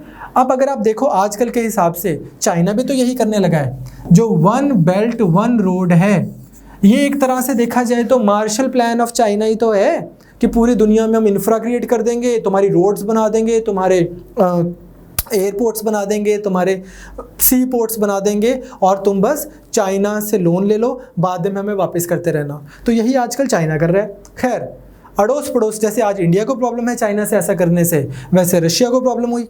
यार ये तो सही नहीं जा रहा साहब। अब इसके जवाब में रशिया लेके आता है एक प्लान जिसका नाम है मोलोटोव प्लान या CMEA, कॉमिकॉन भी बोलते हैं इसको, council for mutual economic assistance. इसको बस आपको नाम पता हो, ये कभी इतना एक्टिवेट नहीं हुआ 1991 में, तो फिर ये ब्रेक ही हो गया था। इसका प्रिंसिपल क्या था, वो बोलते कि यार अपने को नहीं चाहिए भाई अमेरिका के पैसे। हम क्या करते हैं, जितनी कंट्रीज़ कम्युनिज्म में यकीन करती हैं, जिसके पास में भी एक्स्ट्रा पैसे हैं वो दूसरी कंट्री को देगा ताकि वो डेवलपमेंट कर सके, ठीक। लेकिन आपको पता है एक्स्ट्रा पैसे कभी किसी के पास नहीं होते। आप अंबानी जी को भी बोलोगे कि सर थोड़े से एक्स्ट्रा पैसे हैं दे दो, बोलेंगे यार आजकल बहुत खर्चा हो गया, अभी कोई मांग के गया, कल ले जाइए, ठीक है। तो सोवियत का रिस्पांस था, शुरू में था ये ईस्टर्न यूरोपियन कंट्रीज़ के लिए कि रशिया की अड़ोस पड़ोस की कंट्रीज़ को कि हम पैसे देंगे, तुम्हें उससे पैसे लेने की ज़रूरत नहीं है, क्या है उसमें ऐसा जो मुझ में नहीं है, ऐसा बोल रहे हैं। बट धीरे धीरे इन्होंने मंगोलिया, क्यूबा और वियतनाम को भी इसमें ऐड कर लिया। तो अब आप अगर देखो, जहाँ से मैंने लेक्चर स्टार्ट किया था, हमने शुरू कहाँ से किया था? आइडियोलॉजिकल बाइपोलैरिटी से, कि विचारधाराओं में दो पोल्स बन गए, कम्युनिज्म और कैपिटलिज्म। आज उसमें एक और चीज़ क्या ऐड हो गई? इकोनॉमिक बाइपोलैरिटी, कि इसका पैसा या उसका पैसा। फिर पॉलिटिकल बाइपोलैरिटी, आप इनके साथ हो, रशिया के साथ हो, या आप अमेरिका के साथ हो। तो इस तरह से करते करते करते हमारे पास और रीजंस हो गए इन दोनों के आपस में लड़ने के। तो ये सारे रीजंस की वजह से हमारी दोनों कंट्रीज़ के बीच में बहुत सारी मिसअंडरस्टैंडिंग हो गई। मिसअंडरस्टैंडिंग बढ़ती गई, और 50 साल में जो मिसअंडरस्टैंडिंग्स रही और उसके जो कोर्स रहा, जो चीज़ें होती गई, उसको हम बोल रहे हैं कोल्ड वॉर। अब इसको आप मिसअंडरस्टैंडिंग बोल दो या फिर पावर स्ट्रगल बोल दो। तो अब जो हमारा अगला टॉपिक है वो ये है कि चलो साहब, ये समझ आ गया कि वर्ल्ड वॉर में एक तरफ से लड़े थे, लेकिन चाहे एक तरफ से लड़ रहे थे लेकिन एक दूसरे पे एतबार नहीं करते थे। उसका आपको बेसिक रीज़न भी समझ आ गया कि फिलोसफिकली दो अलग अलग लोग हैं, विचारधारा wise two different people, and in addition to that both are acting very smart with each other. ठीक है, रशिया भी बहुत सारी ऐसी चीज़ें करता रहा है जिससे यूएसए को कमज़ोर किया जाए, और यूएसए भी ऐसा करता रहा है। पर उनके बीच में रीजंस रहे वर्ल्ड वॉर के टाइम पे और उसके बाद में ऐसे कि जिससे हो गई इनके बीच में कोल्ड वॉर। अब कोल्ड वॉर हुई, इसका मतलब क्या? रशिया और अमेरिका क्या लड़े, या कहाँ पे हुई वॉर? जैसे हम बोलते हैं ना, इंडिया पाकिस्तान की लड़ाई हो गई जी उधर वेस्ट बंगाल के पास जब बांग्लादेश बनाया है, या इंडिया और पाकिस्तान की लड़ाई होगी कारगिल में। ऐसे कोल्ड वॉर हुई कहाँ? तो कोल्ड वॉर हुई मिडिल ईस्ट में, कोल्ड वॉर हुई लैटिन अमेरिका में, कोल्ड वॉर हुई यूरोप में, कोल्ड वॉर हुई एशिया पैसिफिक में, पूरी दुनिया में कोल्ड वॉर हुई। तो अब हमारा जो नेक्स्ट टॉपिक है वो है इवेंट्स ऑफ कोल्ड वॉर, कैसे इसने अपने आप को मैनिफेस्ट किया, प्ले आउट किया। वेरी इंटरेस्टिंग, चलो इसको देखते हैं। आराम से पीछे बैठो और ज़रा देखो हुआ क्या दुनिया में। बड़ा इंटरेस्टिंग टॉपिक है। स्टार्ट करेंगे यूरोप से। यूरोप में क्या हुआ अब आपको पता है कि इस तरफ से, अगर ये हमारा येलो सा वाला ग्रीन रशिया है, सॉरी जर्मनी है, इधर से आगे जी रशियन, इधर से यूरोप जर्मनी के ऊपर हैं अमेरिकन्स, यूके, फ्रांस के सोल्जर्स अब यहाँ पे बैठे हैं। अब अगर मैं जर्मनी के ऊपर ही एक लाइन लगा दूं इस तरह, इस तरफ का जो कंट्रोल है जिसको हम बोल रहे हैं ईस्टर्न जर्मनी, वो ज़्यादा है रशिया का। इधर वाला जो कंट्रोल है ये ज़्यादा किसका बना हुआ है? USA and all that. लेकिन प्रेजेंस तो दोनों तरफ है सबकी। तो यूएसए के सोल्जर्स के लिए, उन सब सोल्जर्स के लिए यहाँ से उन्होंने अपने बंदों के लिए सप्लाईज भेजनी है, खाने पीने का सामान और जो भी फौजियों को सप्लाईज देते होंगे। इन्होंने उसको ब्लॉक कर दिया for a very simple reason कि इन रशियंस ने, इनको लग रहा है कि यार जर्मनी को हरा दिया, अब हमारी जो नेबरहुड है यहाँ पे तो हम डिसाइड करेंगे ना क्या होगा। यहाँ पे अमेरिकन सोल्जर्स घूम रहे हैं, और ऐसा भी हमें लग रहा है कि इनकी इंटेंशन क्या थी, रशिया को कंटेन करने की। तो ऐसे ही फिर जर्मन सोल्जर्स घूम रहे थे, ऐसे ही फिर रशियन सोल्जर, वो अमेरिकन सोल्जर आ जाएंगे, तो फ़र्क ही क्या पड़ेगा। इन्होंने जी यहाँ पे ब्लॉकेड कर दिया। जब इन्होंने ब्लॉकेड किया तो अमेरिकन बोलते करी जाओ, उन्होंने जी ऊपर से बर्लिन एयरलिफ्ट हवाई जहाज़ों के थ्रू अपनी सप्लाईज भेज दी। अब जब ये सप्लाईज भेज दी तो ये this was the time when, in fact only time भी हम बोल सकते हैं वर्ल्ड वॉर के बाद, जब USA and Russia they were close to a fight, full flash लड़ाई हो सकती थी। बट इससे हुआ ये, इस सारी ब्लॉकेट से एक्चुअल लड़ाई नहीं हुई। अब आप ये भी समझो ना, उस समय के लोगों को, अभी तो वर्ल्ड वॉर देख के हटे हैं, मिलियंस ऑफ लोग मर के हटे हैं, तो they would try to avoid war, escalation ना हो। एस्केलेशन ये बहुत इन जनरेशन्स ने बड़े मुश्किल टाइम्स देखे हैं। पर खैर एस्केलेशन तो नहीं हुई, लेकिन यूएसए का स्टेटस बढ़ गया थोड़ा सा कि हाँ इनके लिए ब्लॉक किया था रशिया ने, और इन्होंने फिर भी हवाई जहाज़ों के थ्रू अपनी सप्लाईज पहुंचा दी। इसके बाद ना अब जर्मनी के फ्यूचर पे ओरिजिनली क्या डिस्कशन हुई थी कि जर्मनी को ना हम 4 पार्ट्स में डिवाइड करेंगे, 4 पार्ट्स में डिवाइड करेंगे, 4 कंट्रीज बना देंगे। ठीक है, अब 4 कंट्रीज में से 3 कंट्रीज जो थी उनको मिला के इन्होंने बना दिया, अमेरिकन्स ने, वेस्टर्न जर्मनी, उसकी सरकार बना दी, सब बना दिया। अब जब ऐसा हुआ तो इन्होंने फिर ठीक है इस तरह बना दिया ईस्टर्न जर्मनी, तो इधर हो गया ईस्टर्न जर्मनी, इधर हो गया वेस्टर्न जर्मनी। ठीक, अब यहाँ पे प्रॉब्लम शुरू हो गई। इस पे जब इन्होंने इधर वेस्टर्न जर्मनी बनाया, सॉरी वेस्टर्न जर्मनी को बनाने के साथ साथ में एक मिलिट्री स्ट्रेटेजिक बॉडी भी बना दी जिसका नाम है नेटो। ठीक, और उसमें वेस्ट जर्मनी को ऐड कर दिया। इसका मतलब क्या है, जर्मनी को अभी हराया है, उसके 2 हिस्से करके आप दूसरी तरफ वाले जर्मनी को अपने साथ मिलिट्री अलायंस में डाल लो। इसका मतलब क्या है, आप चाहते हो कि जहाँ पे रशिया आज है जो कि है ईस्टर्न जर्मनी, यहीं पे रुक जाए। अगर रशिया आगे आएगा तो ये जो जर्मनी है इसका तो मिलिट्री अलायंस हुआ यूएसए के साथ में, तो इसका मतलब वो यूएसए से लड़ ले आके। उसका तो मिलिट्री अलायंस हुआ यूके के साथ में, इसका मतलब वो आ जाए यूके से लड़ने। तो आप क्या कर रहे हो, रशिया को कंटेन कर रहे हो इधर। जब ऐसा हुआ तो फिर रशिया ने भी यही किया, उसने किया वॉर्सो पैक्ट। रशिया, ये ईस्टर्न जर्मनी, जर्मनी के 2 हिस्से हो गए थे ना, ईस्टर्न जर्मनी वेस्टर्न जर्मनी, ऐसा किया और पोलैंड वगैरह को मिला के वॉर्सो पैक्ट करके इधर अपनी ऐसी आर्मी यूनिट बना ली। तो अभी क्या हुआ, सबसे पहले हमने स्टार्ट किया आइडियोलॉजिकल बाइपोलैरिटी से कि यूरोप या वर्ल्ड बटा हुआ है कैपिटलिज्म और कम्युनिज्म में। फिर इसमें ऐड हो गई थी इकोनॉमिक बाइपोलैरिटी कि आप मार्शल प्लान की ग्रांट चाहते हो या आप कॉमिकॉन की ग्रांट चाहते हो, इधर से पैसे लिए जाएंगे कि इधर से पैसे लिए जाएंगे। इकोनॉमिकली आपको इनका स्ट्रक्चर पसंद है या इनका स्ट्रक्चर पसंद है। इसी में एक और बाइपोलैरिटी जो मैंने क्लास में शुरू में बताया कि 2 पावर सेंटर्स, इसी में अब एक और डायमेंशन क्या ऐड हो गई, स्ट्रेटेजिक या फिर मिलिट्री बाइपोलैरिटी। आप नेटो के मेंबर हो, मतलब आप अमेरिका और उसके साथ के मेंबर हो कि किसी एक से लड़ाई हो जाए तो सारी कंट्रीज की आर्मी पहुंचेगी लड़ने आपके साथ, या आप वॉरसॉ के मेंबर हो, मतलब आप रशिया एंड पार्टी के मेंबर हो कि किसी एक की लड़ाई हो जाएगी तो सब पहुंचेंगे हथियार लेके आपकी तरफ। अब यहाँ पे प्रॉपरली आप डिवाइड हो गए हो, 2 मिलिट्री ब्लॉक्स बन गए हैं दुनिया में, और रशिया तो बड़ी क्लियरली बोलता है कि if you are not with us you are against us. India को भी उसने क्लियरली यही बोला है कि those who are not with us are against us. चलो ठीक है, अब इसमें विंस्टन चर्चिल जो हैं वो बोलते हैं, ये मैंने ये वाला मैप इसलिए उठाया आपको एक चीज़ समझाने के लिए। विंस्टन चर्चिल बोलते हैं, कहते हैं कि यार स्टेटिन एक जगह है, स्टेटिन STETTIN बाल्टिक में, और ट्राइस्ट जो भी इसकी स्पेलिंग प्रोनाउंसिएशन होगी इन एड्रियाटिक। वो बोलते हैं कि बाल्टिक से लेके एड्रियाटिक तक एक आयरन कर्टन बना दिया है। उसके उधर क्या हो रहा है, कोई freedom of speech and expression है कि नहीं हमें नहीं पता, क्योंकि डेमोक्रेसीज तो है नहीं, ओपन मार्केट है नहीं, फ्री मार्केट है नहीं, प्राइवेटाइजेशन है नहीं, सरकार ने पूरा अपना कंट्रोल बना रखा है। जैसे आजकल हम चाइना के केस में बोलते हैं कि वुहान में कितने केसेस हैं किसी को नहीं पता, ना चाइना में ट्विटर अलाउड है, ना फेसबुक अलाउड है, ना फ्री मीडिया अलाउड है, ना प्रेस अलाउड है, ना प्राइवेट सेक्टर अलाउड है, सब चीज़ों पर सरकार का कंट्रोल। चाइना को हम आयरन कर्टन से देखते हैं कि जो वो बता देगा वो हम मान लेंगे। इसी तरह से ये बोलते हैं विंस्टन चर्चिल, जो उस ब्रिटेन के प्राइम मिनिस्टर हैं अदरवाइज, वो बोलते हैं कि इधर आयरन कर्टन है जिस यूरोप में खिंच गया है, इसके इधर वाले में क्या हो रहा है कुछ नहीं पता। इस तरफ वेस्टर्न जर्मनी से लेके इस तरफ क्या है, लिबरल डेमोक्रेसीज हैं। अब इसमें एक चीज़ और होती है, इन द मीनवाइल डिस्कशन चल रही होती है। अभी तक अगर आप देखोगे कि वर्ल्ड वॉर हो गई, वर्ल्ड वॉर खत्म हो गई। आपको मैंने एक चीज़ बताई कि वर्ल्ड वॉर के टाइम पे या उसके ख़त्म होने के बाद में जो जीती हुई पावर्स हैं उनकी कोई अभी तक ट्रीटी नहीं हुई कि चलो जी ये वर्ल्ड वॉर खत्म हो गई, आज से ट्रीटी होगी, जर्मनी का ये होगा, इसका ये होगा।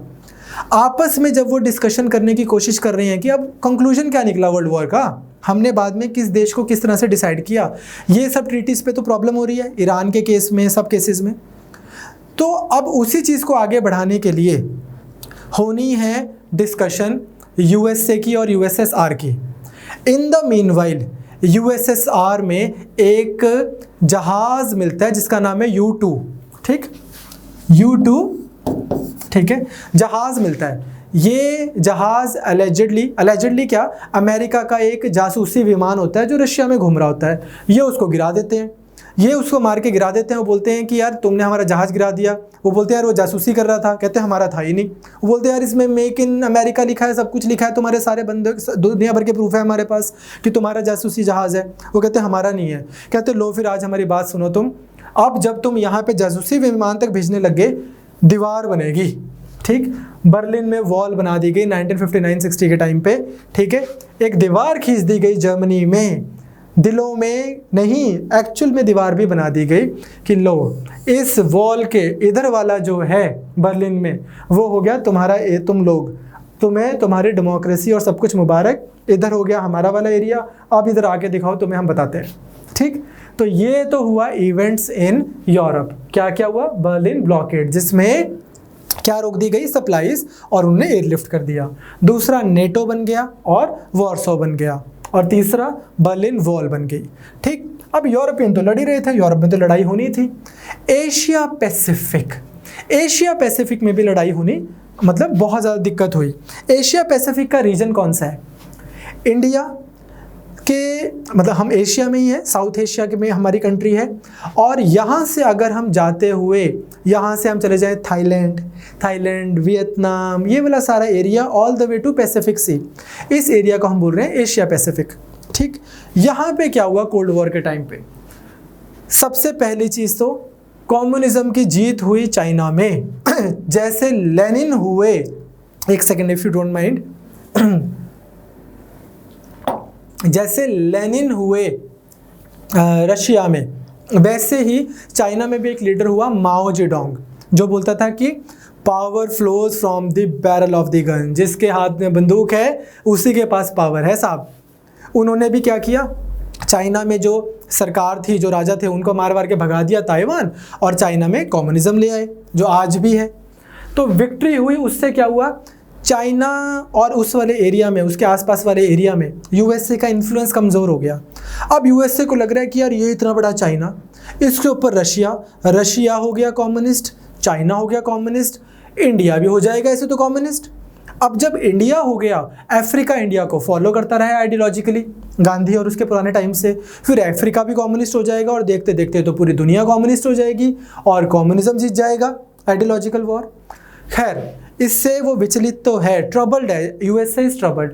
लेकिन जो दो मेन इवेंट्स हुए एशिया पैसिफिक में, 2-3, वो है कोरियन क्राइसिस और वियतनाम वार। कोरियन क्राइसिस में क्या होता है, थोड़ा सा हम पहले मैप को देख लेते हैं। ये है कोरिया। आज भी सबसे गंदी जो लेगेसी है ना कोल्ड वॉर की, वो कोरिया ही है। आज भी आपको नहीं पता किम जोंग उन कल को कहाँ बम फेंक दे।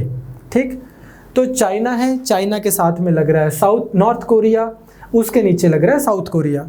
अब यहाँ पर जब कम्युनिज्म फैलने लगा तो नॉर्थ कोरिया में तो कम्युनिज्म अच्छा खासा फैल गया, साउथ कोरिया में लेकिन कैपिटलिज्म अपनी इन्फ्लुएंस बना पाया। तो 38th पैरेलल क्या है? जब हम अपनी पूरी अर्थ बनाते हैं, तो हम इस तरह से जब अर्थ बनाते हैं तो हम लैटिट्यूड्स ड्रॉ करते हैं ना, ऐसे 0 degree, 1 degree, 2 degree, 3 degree, all the way to 90 degree. तो 38th डिग्री जो है लैटिट्यूड, उसको हम बोल रहे हैं 38th पैरेलल। वहाँ पे लाइन लगा दी गई, उसके ऊपर वाला एरिया हो गया north Korea which is communist in nature, उसके नीचे वाला एरिया हो गया south Korea which is capitalist in nature. South Korea जहाँ की हुंडई है, जहाँ की सैमसंग कंपनी है, नॉर्थ कोरिया जहाँ का किम जोंग उन है। ठीक, चाइना के साथ लगता। तो कोरियन पेनिनसुला में क्या हो गया साहब? कम्युनिज्म और कैपिटलिज्म साथ साथ में लड़ रहे हैं, डोर पे खड़े हैं, कभी भी लड़ाई हो जाए। ये हो गया एशिया पैसिफिक में। दूसरी चीज़ एशिया पैसिफिक में क्या हुई? वो हुई वियतनाम वॉर, जिसमें यूएसए को बहुत प्रॉब्लम हुआ। इसके भी चलो आपको, अब जब आप सुन ही रहे हो तो थोड़ी सी अच्छे से हिस्ट्री बताएं। बेसिकली क्या है कि वियतनाम के ऊपर राज होता था फ्रांस का। फ्रेंच कॉलोनी थी, जैसे इंडिया ब्रिटिश कॉलोनी थी। तो यहाँ पे एक बंदा जो है, जो फ्रेंच कॉलोनी थी, फिर बाद में जापान ने अटैक कर दिया इसके ऊपर। जब जापान ने अटैक किया तो जापान को रूल हो गया उनका, वियतनाम पे कंट्रोल बन गया। अब वहाँ पे एक बंदा हुआ हो चिन मिन, जिसने गोरिल्ला इकट्ठे किए और उसने जापानियों के साथ में, जापानीज के साथ में लड़ना शुरू कर दिया। अब जापानीज भाग गए इन अ वे हार गए, क्योंकि जापानीज भी उससे पहले बहुत तगड़े थे। जापानीज ने दुनिया भर को हराया हुआ है, इंक्लूडिंग वियतनाम पे कंट्रोल कर लिया। अब जब जापानीज गए तो हो चिन मिन को लग रहा है कि अब वो पावर में आएगा, उसको ये लग रहा है। लेकिन फ्रांस को क्या लग रहा है कि जापानीज चले गए, हम वापिस आ रहे हैं। अब फ्रांस यहाँ पे आ जाती है। हो चिन मिन एंड पार्टी सोचती है ठीक है भाई, जैसा हमने जापानियों को हराया है तुम भी आ जाओ।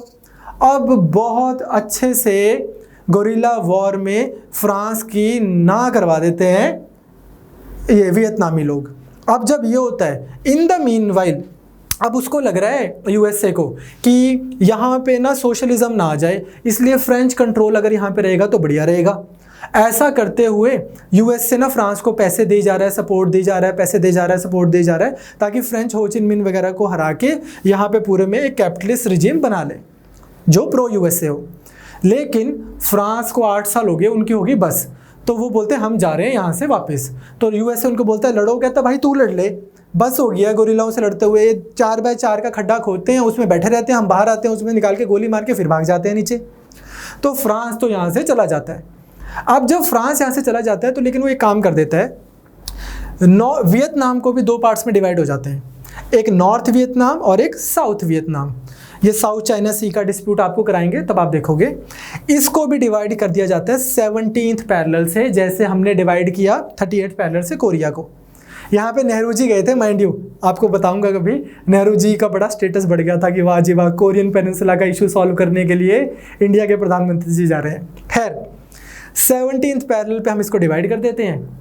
जो तो नॉर्थ वाला एरिया है वहाँ पे तो भाई हो चिन मिन एंड पार्टी बैठी है कि हाँ आ जाओ जिसने लड़ना है। साउथ वाले एरिया में जहाँ पे फ्रांस का कंट्रोल थोड़ा बेटर होता है, वहाँ पे उधर के एक राजा सा होता है, उसको वहाँ पे सरकार बना के वापिस आ जाते हैं।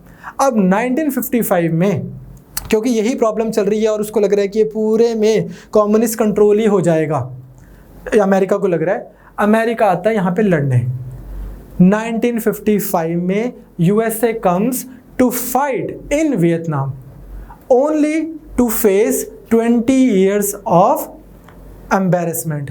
20 साल यहाँ पे लड़ता रहता है और इवेंचुअली 1975 में एम्बेरस होके यहाँ से काइंड ऑफ हार मान के चले जाते हैं। यहाँ जो वियतनाम से यूएसए हारा, इसी चीज़ को एक चीज़ बोली जाती है कि यूएसए की हेजेमनी, यूएसए का कंट्रोल, जो यूएसए एक वर्ल्ड पावर है, सुपर पावर है, उसके ऊपर एक बहुत बड़ा सवालिया निशान गोरिल्ला किया इन्होंने, बहुत खतरनाक। ठीक, तो अब आपको पता लग गया यूरोप में क्या हुआ था। यूरोप में Berlin blockade, Berlin wall, iron curtain, NATO, Warsaw. अब आपको ये भी पता लग गया एशिया पैसिफिक में क्या हुआ, Korean crisis and Vietnam war. अब इसके बाद आता है हमारे पास मिडल ईस्ट। मिडल ईस्ट समझते हैं हम, ये वाले सारे area, Iran, Iraq, Syria, Egypt, Lebanon, इधर सब क्या हुआ, इधर क्या कोल्ड वॉर हुई। सबसे पहली चीज़ तो साहब यही हुई कि यहाँ पे इजराइल बना, एक देश है बहुत छोटू सा लेकिन बहुत शरारती, इजराइल।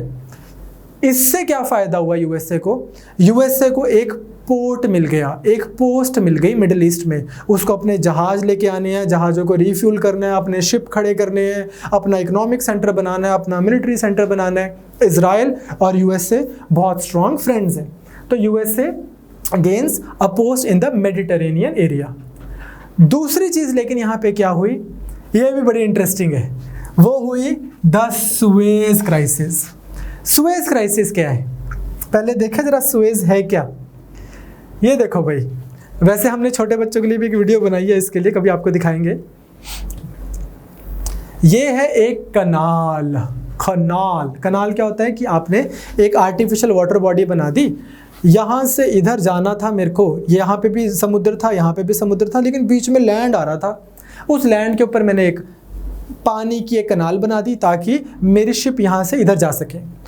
पुराने टाइमों में अगर आपको यूरोप से इंडिया आना है तो इस तरह से घूम घूम के आना पड़ता था, 19,800 किलोमीटर दूर का रास्ता तय करके।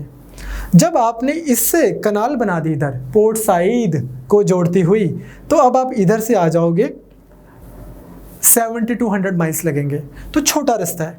तो क्या होने लग गया, पूरा एशिया इधर भी आगे भी अगर जाना है तो इस रास्ते से ट्रैवल होगा, सारा ट्रेड इधर से होगा। इसलिए ये बहुत इंपॉर्टेंट पॉइंट बन गया। बिल्कुल ठीक, बिल्कुल सिंपल।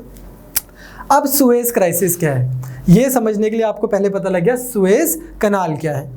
नाउ अब क्या होता है साहब, इजिप्ट में एक बार थोड़ा सा चलो एक मैप और देख लो पहले, फिर आपको ज्यादा समझ आएगा। Somebody has told me कि सर आप पढ़ाते हो सांप क्यों बोलते हो, तो I'll try to reduce it. Okay. अब अगर आप ये देखो तो ये रहा इजिप्ट, ये रहा इजराइल, ये रहा इजिप्ट, और ये रही सुएज कनाल जो इजिप्ट में आती है। तो इजिप्ट पे सुएज कनाल आती है, तो आप ये सोचो कि कनाल चाहे इजिप्ट में आती है पर इसको प्राइवेट कंपनी चलाती थी। वो प्राइवेट कंपनी कहाँ की है, ब्रिटेन की। ब्रिटेन की कंपनी चलाती है, इजिप्ट को देती होगी कुछ रॉयल्टी, कुछ खर्चा, कुछ जो भी किराया विराया देती होगी। ठीक, अब यहाँ से सारा का सारा ट्रांसपोर्टेशन होती है। अब इजिप्ट को ये बोलता है ब्रिटेन कि भाई एक काम कर, तू ना हमारे से पैसे ले और हम तेरे को पैसे देके तू अपना इंफ्रा बना, अपनी डेवलपमेंट कर और हमारी तरफ टिल्ट हो जा। वो उनसे पैसे लेने लग जाता है। But at the same time उसको रशिया बोलता है कि भाई यूएसएसआर कि तू हमारी तरफ आ, हमसे आर्म्स ले, एम्यूनेशन ले, हथियार ले, सब चीज़ें पकड़, अपनी मिलिट्री प्रोग्रेस को बढ़ा। तेरे चारों तरफ देख इजराइल आ रहा है और इतनी दिक्कतें हैं, तू भी पावर बन अपने एरिया में। तो इसको ये बात भी सही लगती है। यहाँ पे कर्नल नासिर नाम से एक बंदा होता है जिसने ऑलरेडी एक राजा को हरा हरू के अपना राज बनाया होता है, तो उसको भी अब दोनों की बात ठीक लग रही है। अब इन द मीनवाइल इजिप्ट वाला बंदा है ना, इस समय नेहरू और ये इजिप्ट वाला बंदा, ये सब लोग हम कल की क्लास में करेंगे, एक आइडिया लेके आ चुके थे जिसको हम बोलते हैं नैम। एक उस फिलॉसफी से हैं कि यार यूएस से और यूएसएसआर ने लड़ना है, लड़ो, हमें क्यों ज़बरदस्ती घसीट रहे हो, हमें तो तुमसे कोई काम होगा तुमसे बात कर लेंगे, इधर से कोई काम होगा इधर से बात कर लेंगे। तो भाई इसने यूएसएसआर से तो लेने शुरू कर दिए हथियार और अपने मिलिट्री प्रोग्रेस बढ़ानी शुरू कर दी। और इस साहब ने क्या किया कि ब्रिटेन से तो पैसे ले ही रहे हैं, उनसे डिस्कशन कर ही रहे हैं। तो ब्रिटेन उसको बोलता है कि भाई देख बात है सीधी, अगर तुम्हें हमसे पैसा चाहिए, हमसे अगर ट्रेड करनी है, तो आपको रशियन जो एंगेजमेंट है उसको बंद करना पड़ेगा। अब इसमें इजिप्ट वाला नसीर बोल रहा है कि ले पैसों की कमी है क्या हमें, तुम ना दो। अब उसको भी प्रॉब्लम हो गई। अब जब उसको प्रॉब्लम होगी तो उसने बोला ये देख रहे हो मेरी कनाल जो मेरी कंट्री में है, जो प्राइवेटाइज की हुई है, और तुम्हारी कंट्री की प्राइवेट कंपनीज उस कनाल को मैनेज करती हैं, और यहाँ से करोड़ों अरबों रुपए का ट्रेड होता है। आज से ये कनाल हो गई सरकार की, नेशनलाइज कर दी मैंने ये कनाल, आज से ये इजिप्ट की कनाल है, कोई प्राइवेट कंपनी की नहीं है। अब तो दिक्कत हो गई। अब ब्रिटेन को भी प्रॉब्लम है, फ्रांस को भी प्रॉब्लम है कि यार इतना करोड़ों का हमारे जो ट्रेड जा रहा है इसका क्या करेंगे। अब क्या होता है साहब कि इजराइल, फ्रांस और ब्रिटेन ये तीनों प्लान बनाते हैं इजिप्ट पे अटैक करने का। अब ये जो अटैक करने का प्लान बनाते हैं इस पे अब इसको बोलते हैं 3 मस्केटियर प्लान। अब इनको लगता है कि यार इस तरह से तो अब ये बोलते तो अच्छे नहीं लगते, इतनी रिस्पॉन्सिबल ग्लोबल वर्ल्ड पावर्स ये बोलते तो अच्छे नहीं लगते कि यार इन्होंने कनाल अपनी प्राइवेटाइज थी, हमारी कंपनीज काम कर रही थी, हम पैसा कमा रहे थे, ये बंद कर दी और हम इन पे अटैक कर रहे हैं। तो बोलते हैं कि यार इजिप्ट है ना जो ये कनाल को इसको नेशनलाइज कर रहा है, पर ओवरऑल इस एरिया के स्ट्रेटेजिक पीस के लिए, इस एरिया की स्टेबिलिटी के लिए डेंजर है, इसलिए इजराइल को बोलते हैं कि तू इस पर अटैक कर दे। इजराइल अटैक कर देते हैं, ब्रिटिश पैराट्रूपर्स भी आ जाते हैं, फ्रेंच पैराट्रूपर्स भी आ जाते हैं, इजरायली पैराट्रूपर्स भी आ जाते हैं। इजराइल, फ्रांस और ब्रिटेन इसके ऊपर कर देता है जी अटैक, इजिप्ट के ऊपर।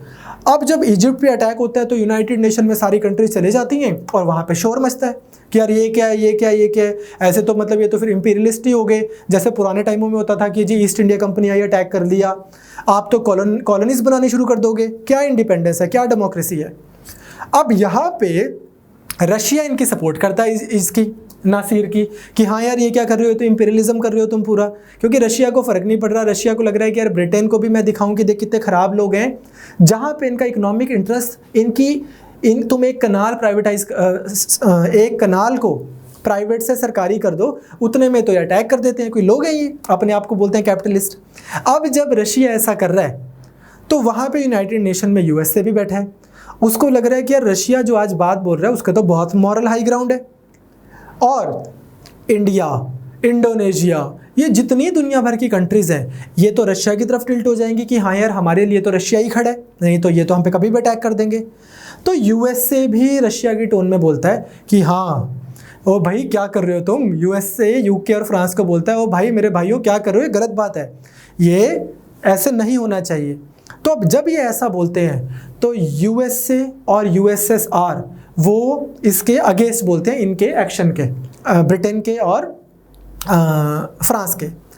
अब ऐसा बोलने से फिर क्या होता है, ब्रिटेन और फ्रांस वापस जाते हैं और एक इजिप्ट का कंट्रोल बनता है अपने एरिया पे।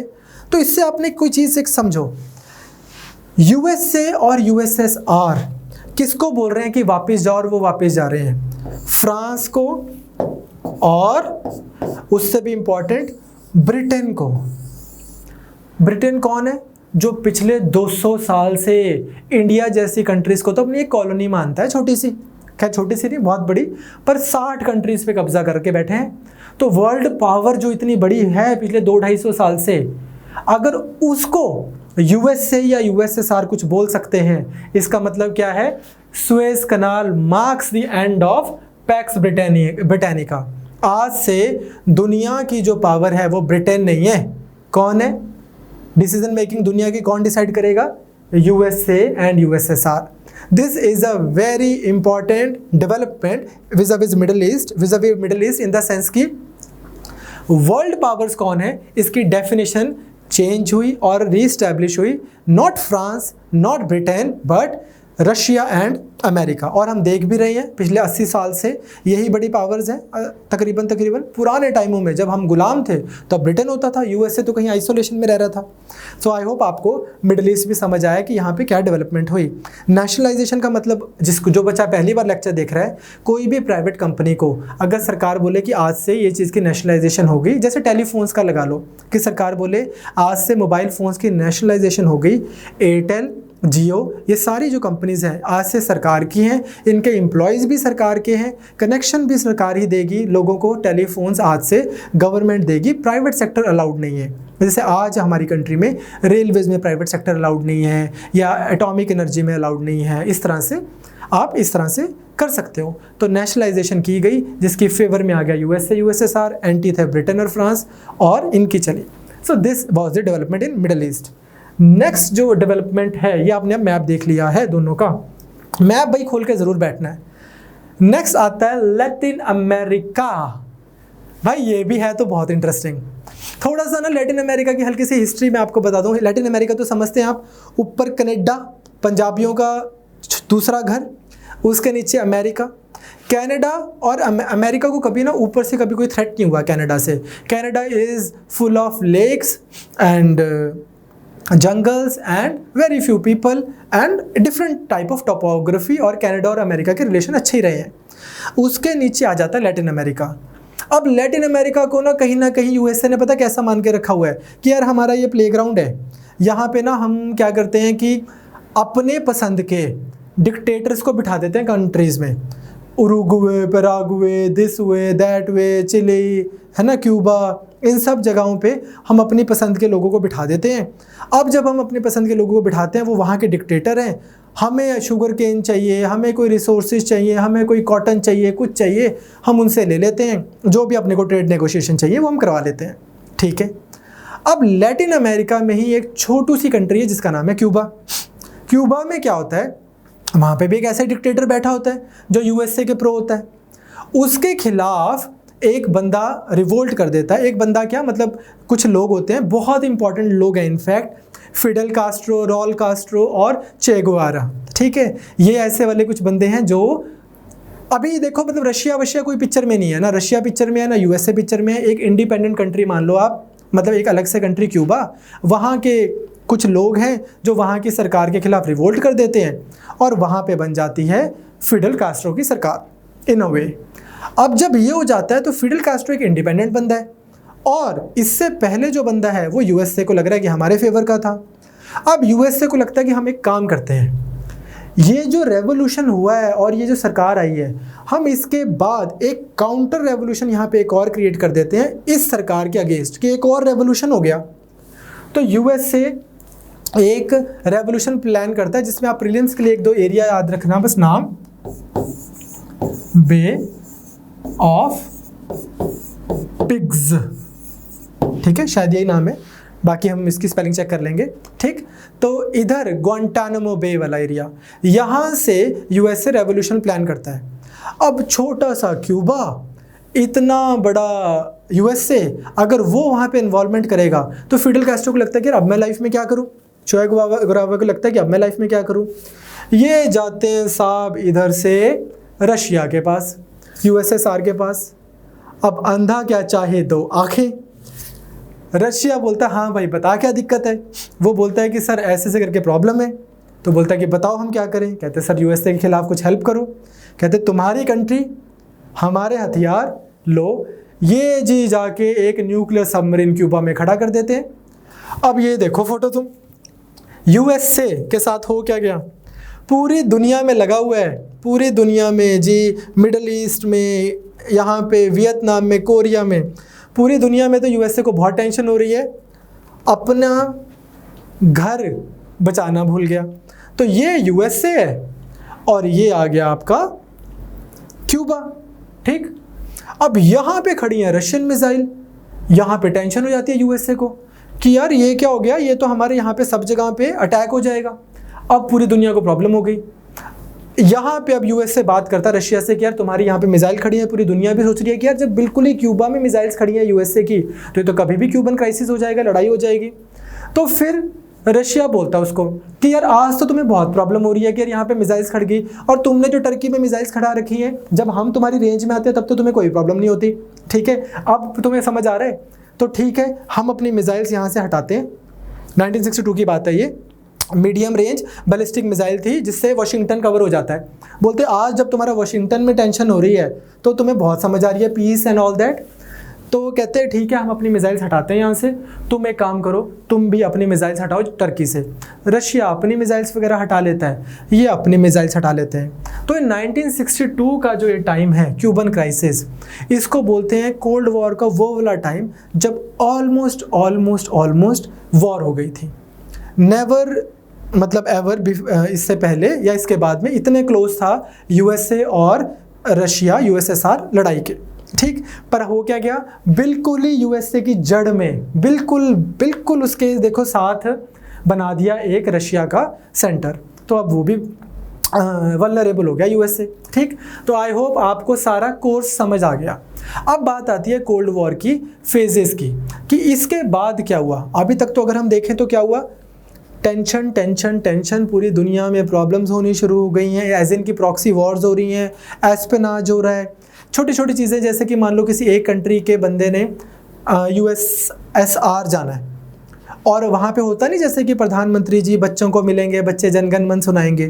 तो वहाँ पे क्या होता था कि बच्चों की ना यूएसएसआर या अमेरिका तीसरी क्लास के बच्चों की इतनी मुश्किल ट्रेनिंग करवा रहे हैं ताकि वो प्राइम मिनिस्टर से जो दूसरी कंट्री का आया है उससे 5-5, 6-6 साल के बच्चे इतने मुश्किल सवाल पूछें कि वो प्राइम मिनिस्टर ऐसे जाए कि यार रशिया के 5-5, 6-6 साल के बच्चे इतने तेज़ हैं जितने मेरे यहाँ पे 20 साल के लोग नहीं हैं, ये कंट्री का मुकाबला कैसे कर लेंगे। तो साइकोलॉजिकल वॉरफेयर, ह्यूमंस के ऊपर केमिकल वेपन्स बन रहे हैं, बड़ी सारी चीज़ें हो रही हैं, स्पेस में जा रहे हैं, तो वो सब कुछ हुआ क्यूबन क्राइसिस के बाद। लेकिन क्योंकि अब ऑलमोस्ट लड़ाई होने वाली थी और लगा कि यार अभी तो वर्ल्ड वॉर करके हटे हो, इंसान ने कुछ सीखा नहीं क्या, तो इसमें क्या हो गया, नया फेज स्टार्ट हो गया अब इसके बाद, जिसको हम बोलते हैं देटेंट phase, phase 2।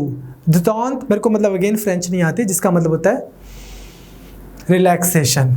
So now let's move on two phase 2 and the conclusion and NAM shall be covered in the next class. I wish you all the best.